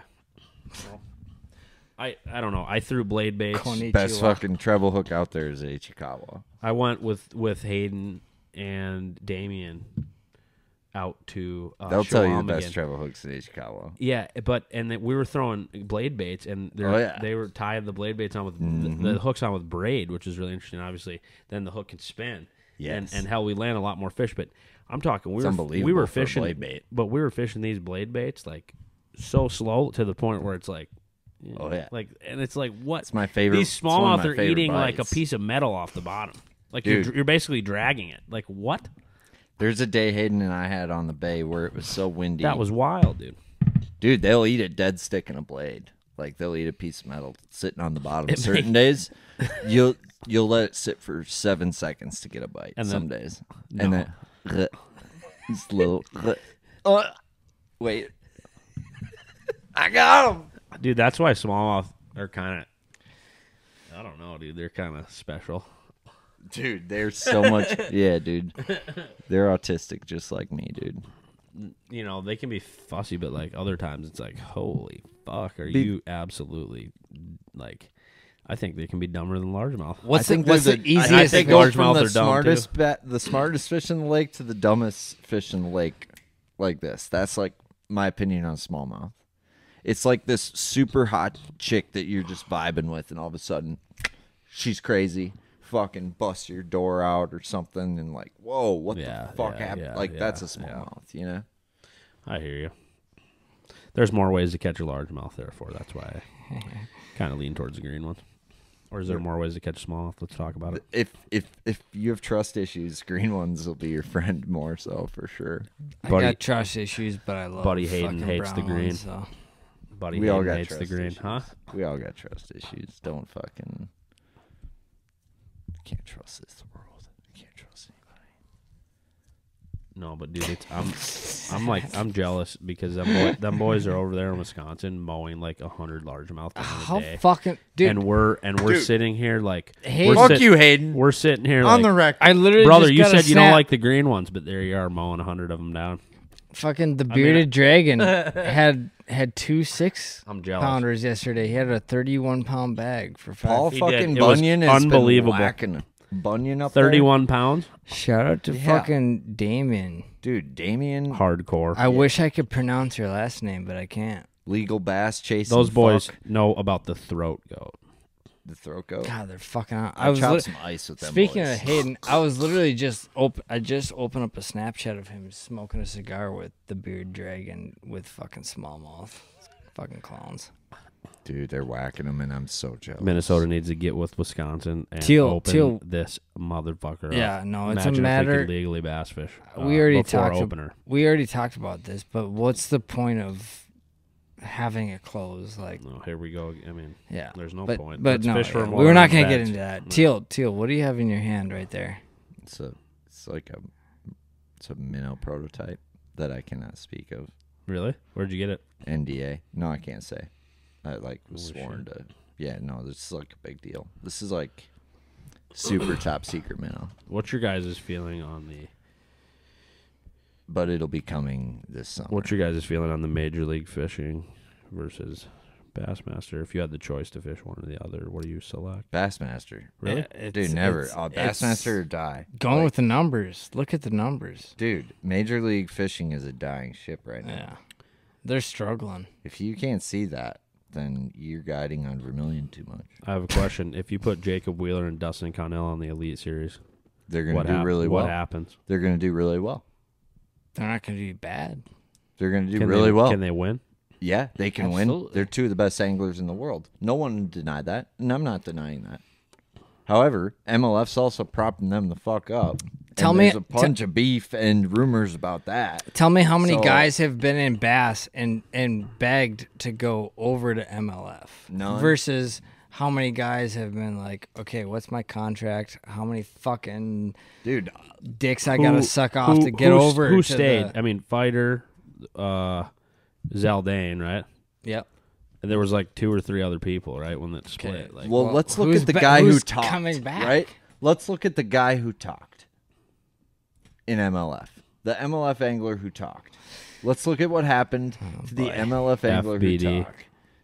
Yep, James Flipping Watson. boat docks. Right? What happened to the guy who talked? Right? Let's just that let's tells let's you work. about. No, let's no, work we could through just this stop. exercise. No, we could just stop right there. I mean, that should tell you all you need to know. I don't know I just why was we curious. need like. I was just curious what you know what I mean. Like, do you have any You kinda- know our stance on that.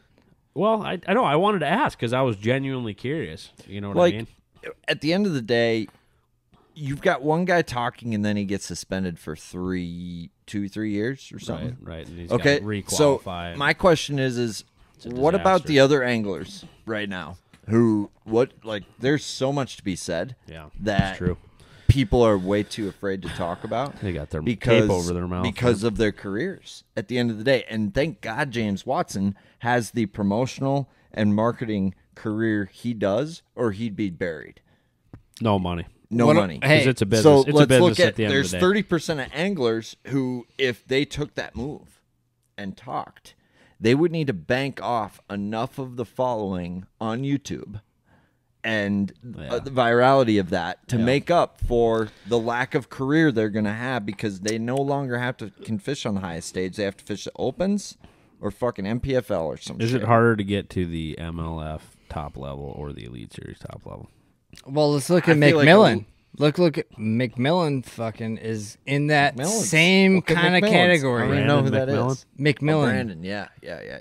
What I that say? right? You McMillan's. said McMillan. McMillan's. Oh, sorry. No, I said You meant McMillan's. Milliken or Oh, were you yeah, talking? whatever it is. Milliken? Milliken? Milliken. Ben Milliken? Ben Milliken? Ben Milliken. Or Brian Milliken? No, or Brian Ben, McMillan? Ben. Ben Milliken. Like McCallahan. Nebraska, 402. yeah, 402. Same Ha- kind of absolute like hammer. doesn't give a fuck. Nope. But he's fucking made his way. Like, Yeah. That's fair. And can catch him. he's in the same category as Watson as far Scoper. as like doesn't give a fuck what he says, brand worthy and that whole fucking game. I'm just saying, like, so he's on the MLF, and so I guess I- I don't like the fact that I just don't like what's going on with the MLF deal. That's all. Like it's a little. I like, understand there's it's a little lot of- shady. There's a a lot lot of- of weird shit going on there. No. It's hard. And it's I like, wanna like it's it. like the PGA Tour and Live, dude. I don't know if you guys follow golf, but Oh, yeah. it's just like you know what I mean? It's this bloody Saudi Arabians, like they behead people and they're backing this golf league. It's like, dude, they're literally like they're literally chopping people's heads off. Like, it is not. They're burning gays. Yeah, you can't like people bitch about living in America and how bad it is. Yeah. Go to Russia. Go to Saudi Arabia. Go to Iraq. If you are a woman and you don't wear a hood, Yeah. they will kill you. Yeah. Dude, that's so good. And one of my favorite statistics of all time is like people talk about like the 1%ers in this country and whatnot, right? It's like, did you know that if you make over $30,000 or $35,000, you are in the top 1% of the world? That just For income. that just shows you. Like prime You example, could flip right? burgers at McDonald's. You're top 1%. Yeah, like don't forget that. You are still We are privileged. 99% of the world does not have it as good as you. Like Yeah, absolutely. how fucked, like that's crazy to me. And Oh, it is so easy to forget that. Yeah. Every day of my life. It is so easy to forget that, dude. Yeah. Where did you snag the Costco sweatshirt? That's really Yeah, I was gonna comment on the I Costco like that a attire as lot, well. dude. Like, well played. Wow. I mean, Like, Sam's Club. Do you have to can buy eat- a 6-pack? Sam's of Club those, can or eat a dick. do you have to Costco. buy? I bet you have to buy a 6-pack of those. There's no way you could just buy one. It's Costco. Like everything's bulk. Costco should start selling fishing. Everything's fishing. Costco Oh, should start yeah. selling no fishing. low key Kirkland. Kirkland. I got some Kirkland slides. Kirkland light beer, Kirkland I've heard vodka, I've heard Kirkland Kirkland- crab legs, I fuck with Costco. Kirkland. Everything is pretty. Kirkland good. dildos. I haven't tried the Kirkland dildos, but Oh, you should give McGoldie, them a case rep. of fucking McGoldie's, $19.99. Come All right. on. speaking of dildos, best strip club story. I know you got one. Oh fuck, Oh, dude. Jesus. This I've is- got one. This I've is the got one. first podcast you ever had. He talked about this. I think what you're about to talk about. Who did? Sobe. I had to chop and screw it, but That What fucking do you mean you had to chop and screw it? the he review. made me chop and screw it. The review. I love him. Did you read Hey, the review? Of So course just we know did. This is out of love. Yeah. So, but I think, yeah, you might have one better than that, or else I think No, coming well- from your lips would be better. I don't know if I want to speak of it. It's all out there for you to see. I understand. Or People to understand the review and what's out there. You know what I mean? But it's I'll start. I'm I'll start. gonna get in trouble for this.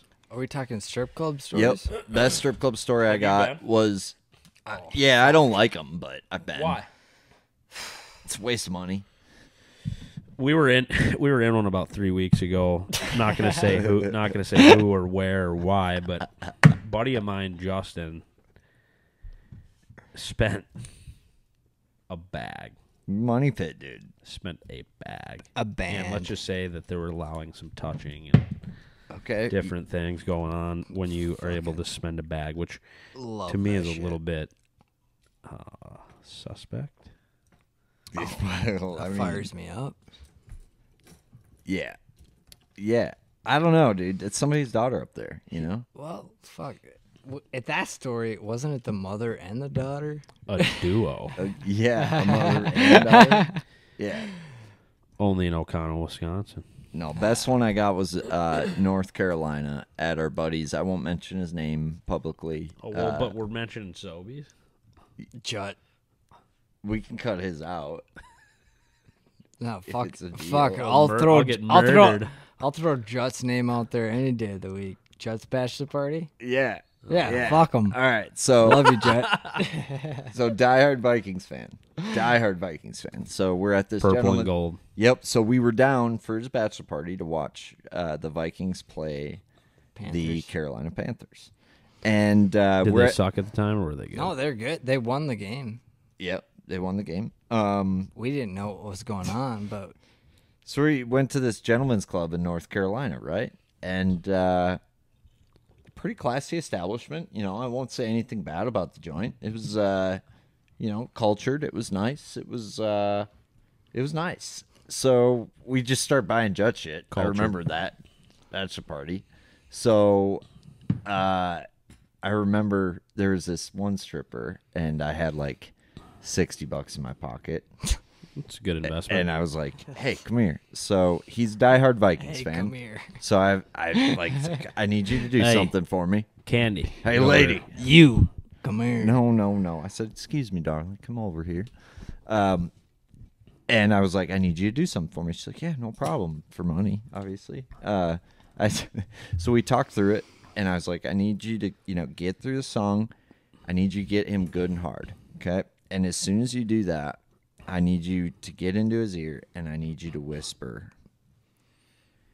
'Your dick is so much bigger than Kirk Cousins.' Okay, can you do that for me?" She said, "Oh yeah, I can do that." Did you pay the fee? Yep.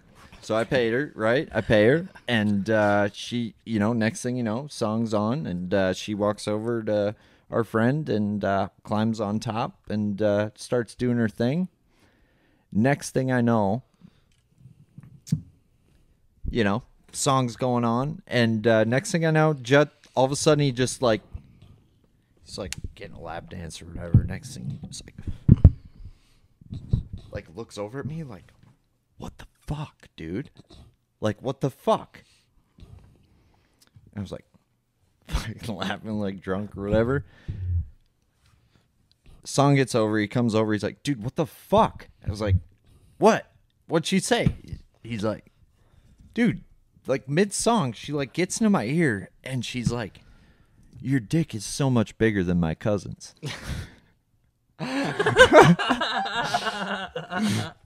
like she told me Hillbilly like, shit. Like I rehearsed it with her 4 times. I remember that. Was she good looking? Yeah, I mean, It was a high established, like, I don't even it remember. was a how good- gentleman's I don't- club. I It don't wasn't even- a strip club. Oh, they can This call sounds it Gentlemen's bad. Club, brother. This that sounds don't mean bad, fuck all. but I don't even remember what she looked like. She was older. Like I wanted to pick, like, you know, I remember that. you know, more of like I wanted a veteran, you know, to handle that. The I re- thought like a veteran quarterback, Yeah. veteran stripper. It was a good match. But what I learned at that point was that strippers aren't very smart. Some are, but all you need to know is the review that I wrote of the strip club that we were at. That could have been the 40. best. It has 47 thumbs up, which means a lot of people have seen it. If you're looking for it, Which what I mean? I'm what's not that gonna- I'm name of not the gonna- establishment? I'll, Or else no one can find it. North Point Exotic, but that's it. I'm done after that. I think those women deserve, Recognition, absolutely. based on what like you told me, I feel like more people deserve to know about that place. Yeah, no, it was a fine establishment. It really was. Except, I mean, there were some things that might kind of you'd question. You know what I mean? Between the mother-daughter duo, and There was a 65-year-old stripper there, I believe. I mean, it's a little bit She's pretty kind weathered. of out of our control. What was the but 65-year-old like? Was she like energetic? I feel like she'd be I tired. don't know. I really wasn't looking. Oh, come on. How are you not looking? I feel like you at least gotta size it up. Like understand how people age. Like you can't don't run from the future, bro. Like we're all gonna be saggy and old someday. Don't forget it. Like we ain't going the other way. We gotta live it up while we're still young. That's right. We ain't You know going what the I other mean? way. We gotta party hard and fucking rip lips. Yep. Fucking Hell rip yeah. lips and take lips. Well, do you guys want to play some ping pong, or you got to roll? I got one question for you. Do you believe in aliens? It's a good Who are you question. talking to? You. The Baldwin. Oh yeah, dude, for sure. Extraterrestrial. Do you think they fish out there? Yeah, there's water out there. See, like we're somewhere in the galaxy. Yeah. There's water, boy. And we ain't the only ones because we enjoyed so much. Like, how could another life, you know what I mean? How could another place not be enjoying the same thing? You know what I mean? And I don't know, man. Is there a heaven? Is there a hell? Is there a purgatory? But It's all what you believe, I think brother. they all have water. So, okay. okay. That's kind of deep, but I love it. So, love it. okay. I feel like there is got to be at least 100 to 1,000 other planets that you can fish on. At least. I don't believe that the galaxy or the universe ends, brother. I don't. I don't see how it does. And I think there's something very similar to what we got here somewhere else. There's three boys sitting around a microphone somewhere I feel like it's a little bit. chatting. I feel like it's In a a little land bit far, far arrogant away. to say otherwise. Like It is. It is. to say that we're the most dominant species in the whole universe is a bold statement. bro. Bold. Way too bold. Too cocky. Like we are ants on a fucking anthill, as far as I'm concerned. Absolutely. Speaking of ant, fucking number 5. Yeah, we never got into the whole Timberwolves conversation, but I mean, if you're not watching, if you're a Minnesota sports fan, they got to the second round, and I'm telling you right now, this has not happened for 20 years, okay? Yeah. This team is literally better than the Garnett team, okay? From top to bottom, what? Anthony Edwards Hey. is a coming of Jesus Christ. Just watch him stare down at KD in the first round, pointing at him. You know what I mean? It's wild. You need to tune in. They whooped Denver last night. If they get through this round, then it's Western Conference Finals. Who knows? Hey, Who knows? hey. And this is Fucking- out of nowhere. And I have suffered as a Minnesota Timberwolves fan for 20 years. Okay? I haven't felt this. So if you're not watching, tune in, man. Anthony Edwards Number 5. Right? is him. think. Anthony Edwards is him. Is that number 5? That's number 5, AE5. This is Number 5. Anthony Edwards with the ball in his hand. In the Check it. net. In the net. Checking Splash. in. Have you watched any He's got a games? fucking magnet on it. Sobe's got a jersey, but he doesn't even wear it. He doesn't even watch the games. You know what I mean? But he supports it, which, you know, It is what it is. Sobe. it is what it is. But Go wild. go wild. I mean, they've had a shit year. Hey, but easy. Did they make the playoffs? No, but We'll talk next Do year. we do hockey? Is that, like, a Easy. big thing? We'll talk I'm next a year. hockey guy, We'll talk man. next Oh, year. hell yeah. Well, like, so I'm going to put it this way. Like, if the Wolves get out of the second round and then go to the Western Conference Finals, you know, then we're talking, like, I guess, was the Minneapolis Miracle the Vikings had? Was that first round, second round? Next You year. know what I mean? Like, how do we measure this out? You Let's know what be I mean? honest. If the Wild don't fucking pull their dick out of their ass next year, I'm going WNBA. But the Lynx, I mean, Glenn Taylor, people don't realize the owner of the fucking Easy Timberwolves. there. The owner of the Timberwolves, he's got 4 freaking championships with the Lynx. The Lynx Yeah. are literally the best They're- Minnesota sports franchise. They're dude, them chicks are good. So talk shit, but they're fucking. Caitlin Clark, Don't unbelievable. talk, dude. Okay, Dude. speaking of chicks, why isn't there fucking Caitlin world-class Clark, chick bass let's fisherman? fucking go. That's a great point, dude. Why if isn't there a world class? We're gonna go into this right bass angler? No, let Hays go. Go. So, I had the pleasure of fishing with a woman named Maggie Carcel. Oh, Okay, do you know Maggie Joe? Maggie Joe. Years ago, Yeah, I've fished heard together, of her. and she was good. She was we Bill Linder filmed a little Lund commercial with her and I years and years ago, in 2019, I want to say maybe, and we Peak modeling career for Hays. yeah, and there's like a little The one that got away. no, I'm just kidding. absolutely not. Maggie is like a hammer. She's a legit like I think she could compete. You know what I mean with a lot of these guys like. She should. There's somebody that should get into it, like seriously. Karen Savick. Savick is the closest I've seen. I fished with Karen. It was Fucking hammer. I fished with her partner Howie and her, Howie's a hammer too. and they had the jigs. I don't remember what the jigs were called. Something. Something. Something. And we whacked them on the something jig. You got some up there or no? No, I got some Untamed though, and I was gonna ask you if you touched any of Welcher's gold. I haven't, but no. The owner of Untamed used to have a little bait store up in Nisswa called Boomers. Kyle. Yeah. Now Mike Anselmo got it, and Welcher owns some of it now. Which is good. Welcher's a hammer, by the way. Yeah. So like low key, I think Untamed is about to blow up Another Crush City crew member. if it hadn't. So Already. be Maggie and So it'll be Maggie, Kyle. Oh yeah, Welcher. Dustin. Yeah. No, yeah. Jacob, right? Or is Dustin too? Yeah. I don't know. And all Dustin. all those clowns. Dustin was All those winning on clowns. this little minnow. Huh? The little man, The mooch. the moochie. Mooch pooch. The mooch gooch. The gooch minnow. The gooch. The gooch. Catch him on the gooch, baby. But no, this is like one of the best times of the year to get out and go fishing. You know what I mean?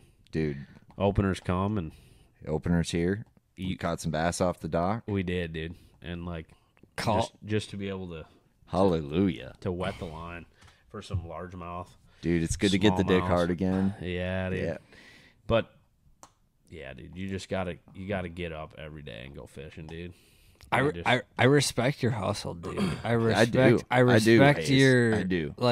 like all those appreciate it. days. You gotta imagine, dude, like going out with Spent more time on the water than most people. more time, but not just time, but time with people you don't want to spend time with. Yeah. I mean, that's what you would And think. and But- then not getting burnt out is what I respect, dude. Yeah, he's like a lava lamp. honestly, It just honestly, dude, keeps. that's cool. That's You're really like cool. that lava lamp over there, Hayes.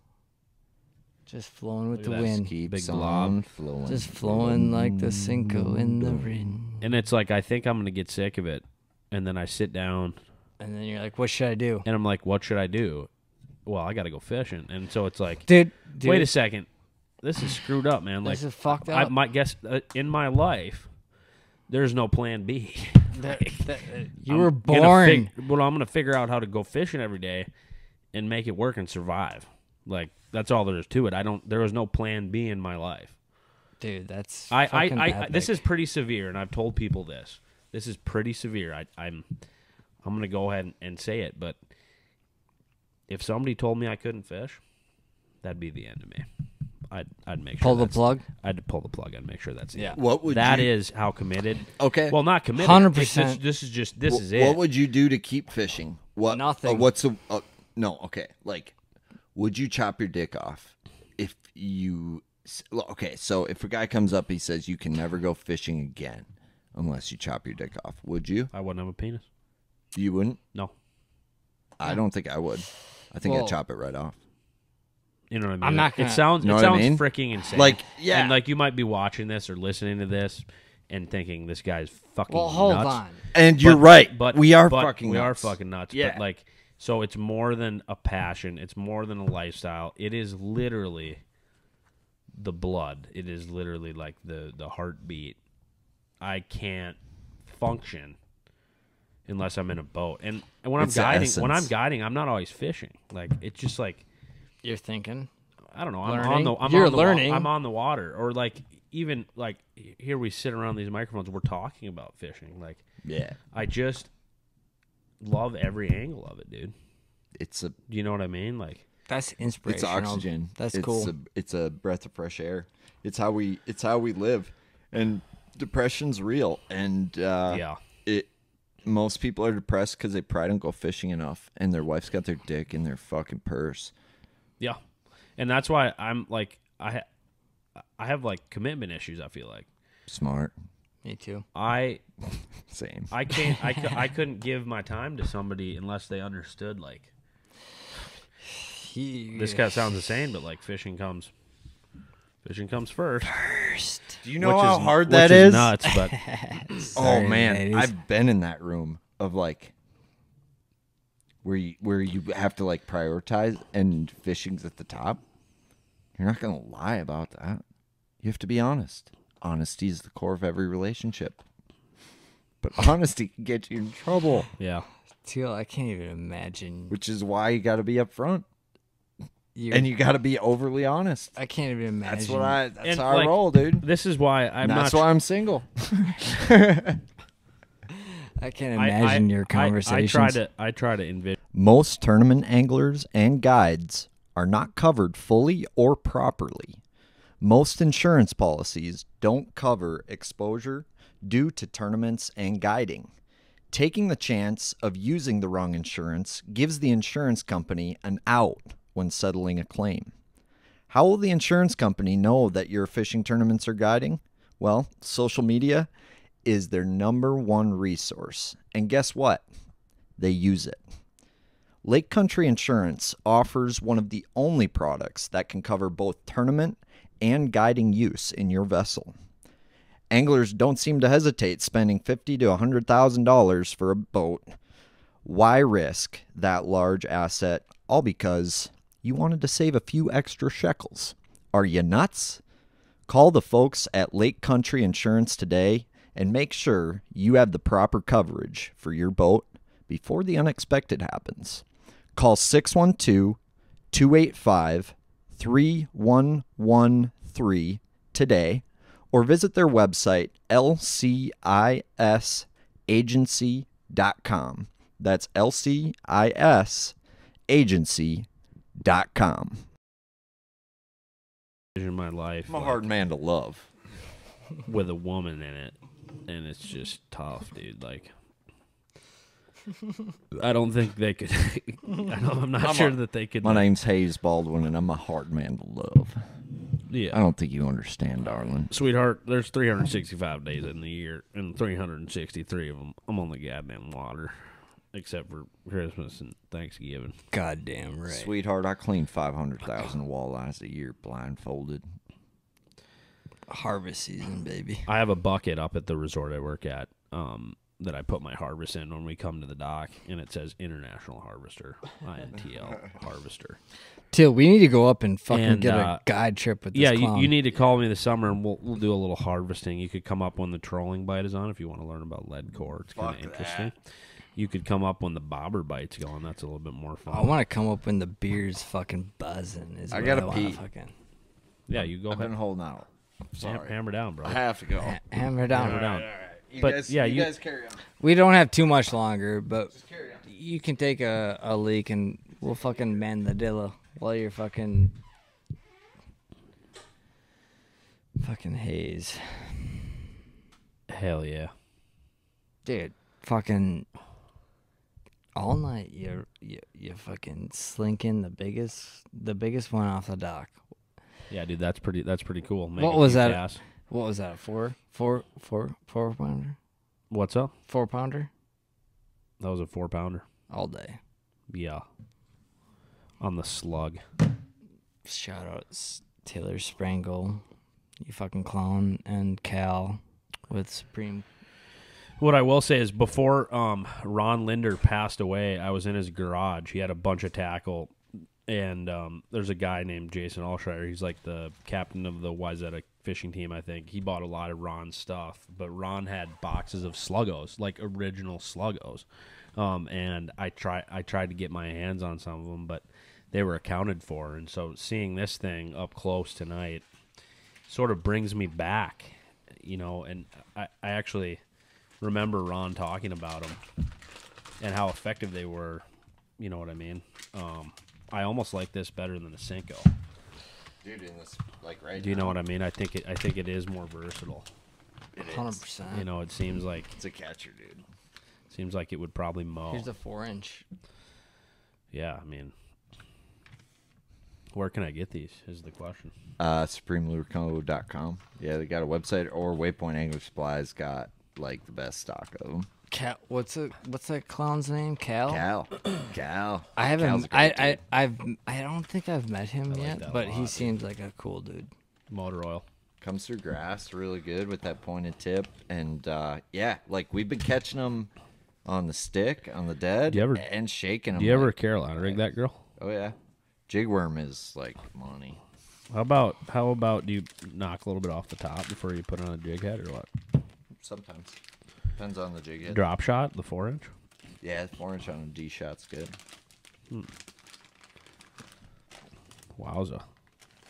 Yeah, I like him, man. This is the color you probably want to see. The slug's gangster. Dude, that the let me fly? tell you is about chartreuse. Chartreuse. Chartreuse is The bee's knees. not a lot of people throw it, but chartreuse is I don't throw a lot besides smallies. gas money. Smallies for sure. Or chartreuse fluke. The fluke is what you said. It was a Cinco and a fluke fucked and came up Yeah, with this. and came up with this- sluggo. You fluke that slug around, I think it catches them when a fluke don't. What, And it's a Florida killer, Imagine like too. a fucking 7-inch. Oh yeah, no, I dream about. Have you ever I have thrown, always dreamt about 7 inches. have you ever thrown the jelly worm? It'd be great. The Who wouldn't want? Have that? you ever thrown the 15-inch man's jelly worm? No. I had some in my old truck. I think they're still there. It's parked up in Hackensack right now. I had a big prologue worm, Roman made prologue worm. I'd fucked him up with. For You guys throw the 10-inch twisty sometimes? Yeah, Yeah, I do. 10-inch motor oil twisty. Yeah. What about just a grub? Straight up. Don't throw a grub much. No more. I Small- got a pile of smallmouth them. killer.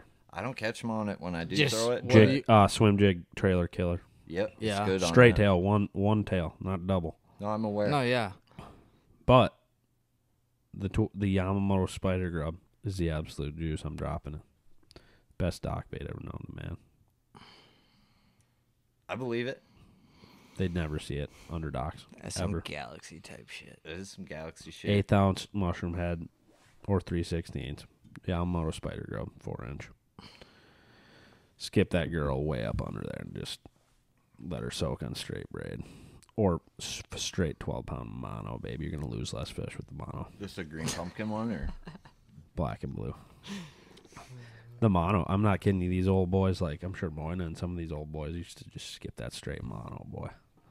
fuck, I don't even know. And when you what get I'd one, do with when that you straight get, mono. but when you get one hooked up and it's like round the post and shit, that mono holds them on there. It's a little more abrasion resistant. Well, Are it you sure? stretches. Are you It's sure? got the rubber band effect. Yes. Yes. Do you want to know the truth? I actually think monofilament is the most versatile line that there is. Bold statement. I fish like straight. I fish braid on like everything, but I fish fluoro on most of my everything big really. casters. And then braid to fluoro on my spinning. Top water only. for Top water mono. That's only Braid to mono. braid to mono. With like a 10-foot later. What about back in the like 80s Shorter when they one for flipped like 25-pound mono? Just That for, sounds for like awful. largemouth. That sounds awful. Do you think the hookups would be good? No. You don't think so? No. And I don't think they were. Boy, I think I don't think the hookups were as good with the equipment back then. Like, to be honest. Unless the bass were dumber and ate better. how much more high tech can it get? You know, they got computers and reels now. They got Did you see We what they got- used to fucking fish with? The metal fucking poles, like 5.5 foot rod was like the gold standard. For remember a the while. pistol Like, grip? Bait yeah, caster? dude, the old pisty. Yeah, dude, the old Smith and Wesson. Absolutely. Take me back to the Paradise City. That sounds like awful for cat. Like, dude, them reels. I don't even know how to open the freaking. Like, them reels sucked. Besides a Bantam. Besides a original Corrado. OG Corrado Bantam. Corrado E7, unbelievable. If you can get a hold of them. Dude, that Sitka That- from that era is good. That too. green reel, you know what I'm talking Sidicas about? are bulletproof. That Sitka, when they went to the lower profile model that year, they switched over. I think that's when the E7 came out. Yeah, Corrado E7. It's like a green. Yep. That thing was bulletproof. Yeah. So was the Bantams from the 80s. 80s Bantam. Yeah, they're kind of like they got the plastic. Them Corrado Bantams were nostalgically. Do you have any? Nope. But I want one. Are you hiding some in the layer here? No, I wouldn't hide those. I wouldn't hide those. He's hiding a few. Where are they? Shimano Chronarchs are my Shimano spinning reels can get gone. Why? You don't like them? They're not. They're just not. They're not sturdy. They're not. Drag's good. The drag's good. What I'll show you, like you got a Vanford over there, like the bail. I mean, they bend, so like you step on it, you're screwed. You know what I mean? So like, I think That's any fucking rod, any I don't know, dude. spinning Like, reel you step on is I'm fucked. Them Daiwas, I didn't Daiwa like the ballistics are money, dude. I never tried one of those, but And I use Daiwa Regals, which is like $80. I don't even know what it would be compared to like a Shimano. I don't even know what the Sedona or something like that. I just use for guiding. I would Nasi. Yeah, that Miravel's the deal. Huh? That Miravel. That's it. I just Good got one. 2 of them. My buddy has a couple Shimano Stellas, and those are nice. I Well, like yeah, those. if you fucking piss gold. And he's got them on them G Loomis, where them blue. They're like $600. Yeah, dude, Alright, that guy just- fucking wipes his ass with dollar bills from the sounds of it. Dude, You know fucked what's up. funny is Should have that got some he does- Dane rods. What's up? I said that dude fucked up. Should have got some Dane rods, not some Some Vocelkas. NRXs. The Vocelkas are the deal, or what? They're fucking well, I mean, it's all personal preference, right? But Absolutely. they're Worth a try. I find myself like even working with rod companies and stuff. Like I like to, I'll grab different rods and fish them and play with them and see what you know what I mean. I'm not. well, you work I'm not with a gonna rod sit here and- company, so Yeah. you that's part of your gig. So you should be trying rods. You should be feeling everything. Exactly, and I spend so much time with the spinning rod in hand, and the customers. I mean, it's all spinning. It's all spinning 100%. You don't got them throwing shad wraps on fucking No, bait brother, casters. no. On I mean, on I should Hypermags I or should have nothing? No. I should have Zebco 33s going, but the old push buttons The old can't re-spoolers. with the red Cajun 10-pound mono. If you've seen that before, As I started off with that shit. Hey, yeah, dude. but like My when dad- as far as bait casters go, dude, like I don't know, man. I like to play around with them, and you know, like I think that SLX is a sweet reel that Shimano makes, and the Corrado. I mean, it looks like you got a lot of Corrados, man. I do. I mean, that's A lot of solid as it different gets. Corrados. You know what I mean? Yeah. I That's because they last. I like that. I know when I buy one, it's gonna fucking hold that up. Revo STX is 3 years old, and that's fucking bulletproof. That's what's up. dude. I don't know. I think you just get a lemon once in a while. Probably because And you haven't been I- walleye fishing with it. From the sounds of it.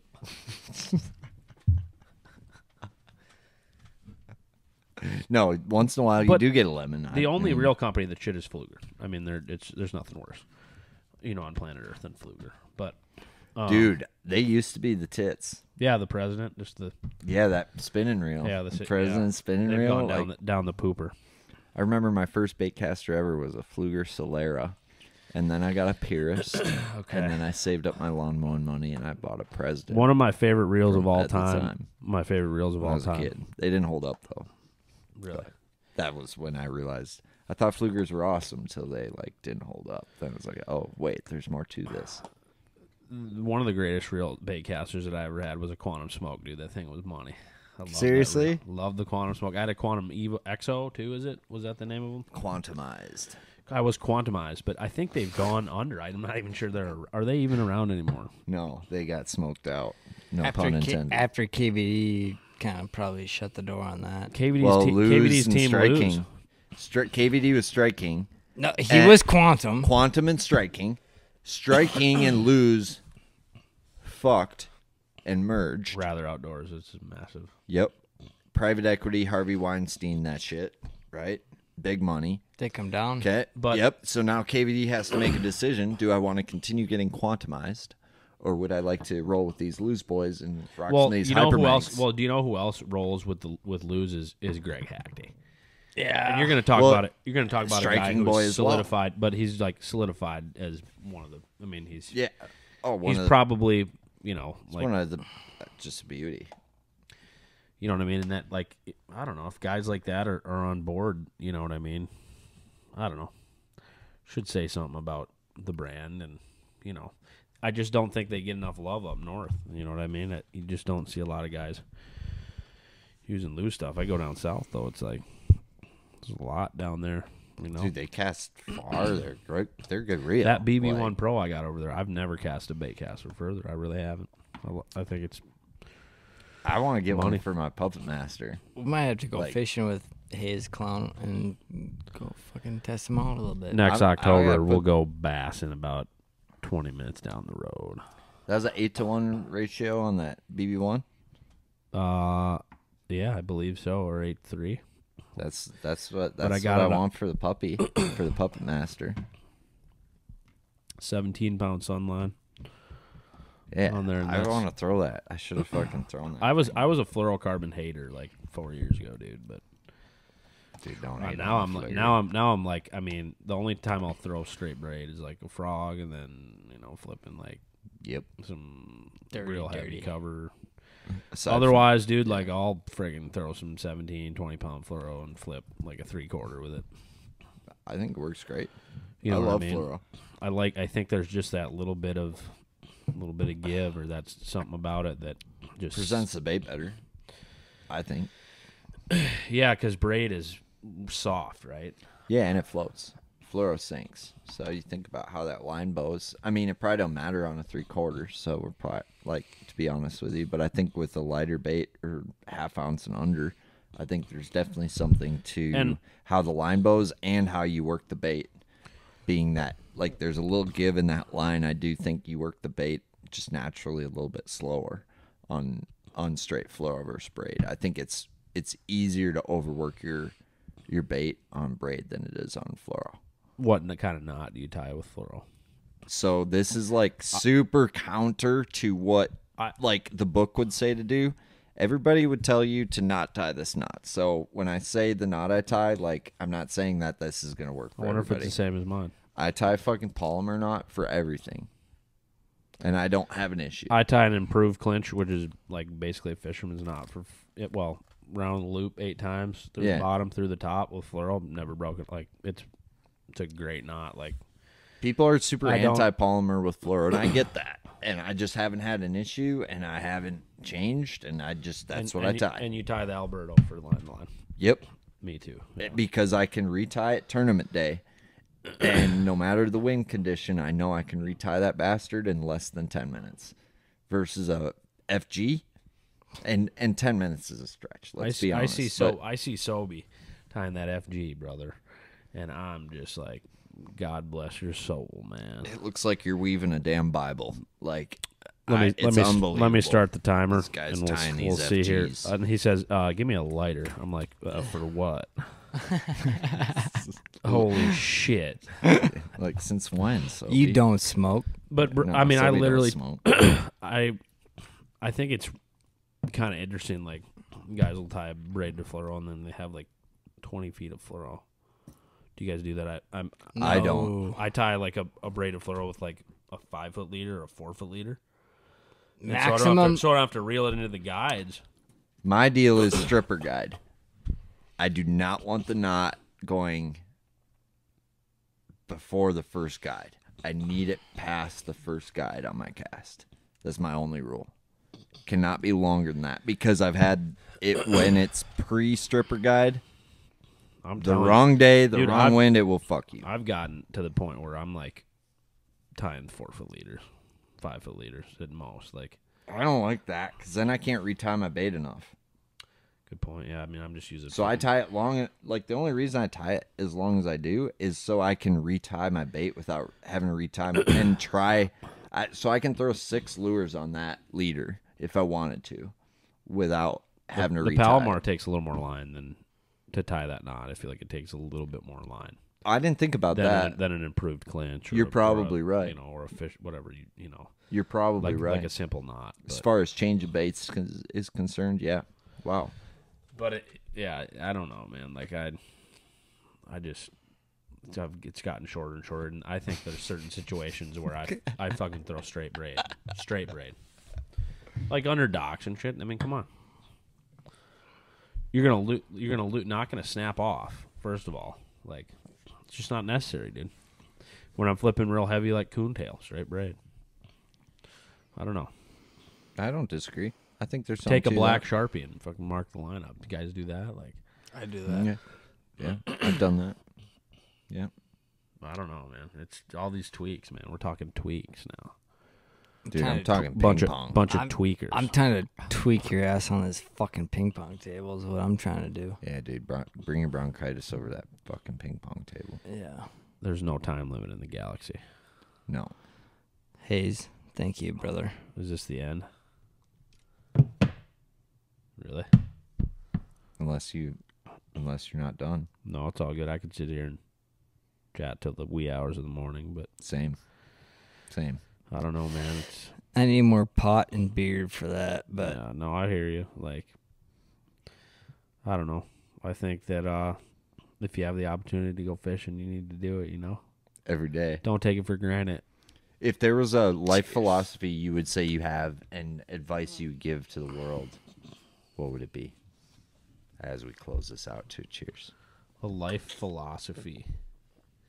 What is this? A way of life per se, or what? I mean, in the galaxy. Yeah. Like what? Like what's your you're in a interdimensional fisherman talking to a But fisherman. this, and let this have nothing to do with. It really doesn't have to do with fishing. It has to do with fishing for me because it's the air that I breathe.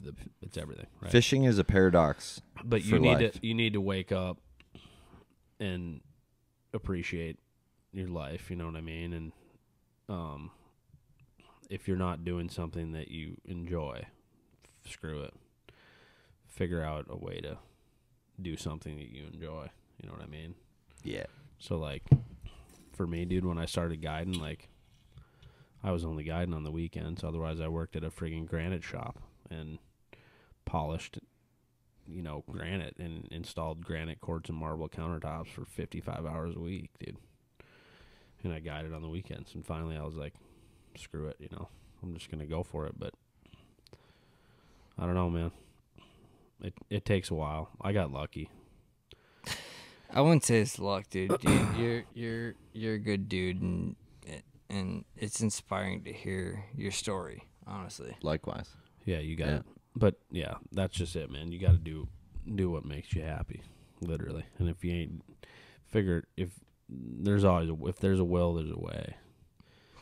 It's a pretty free country we live in here. We don't live in, what were we talking about, Saudi Arabia Yeah. or Russia or Iran, a place where you don't have a choice with dude. certain things. You You what can I be mean? gay here, and we support that. Oh, absolutely. I mean, Yeah. you just literally have to do what makes you happy. You know what I Yep. mean? And you got to get after it, hell yeah. And what's going to make me happy is whooping some ass on that ping pong table. But Let's fucking it's go. another story. We better film it just to see who. I don't know if the world wants to see that kind of beating. To staying positive and tested negative. Hey, cheers, boys. Have a good one. Thanks. Yep. Eat rocks. Checking in. Yeah. Checking out. Okay, bye. See ya. Fuck yeah. Yeah.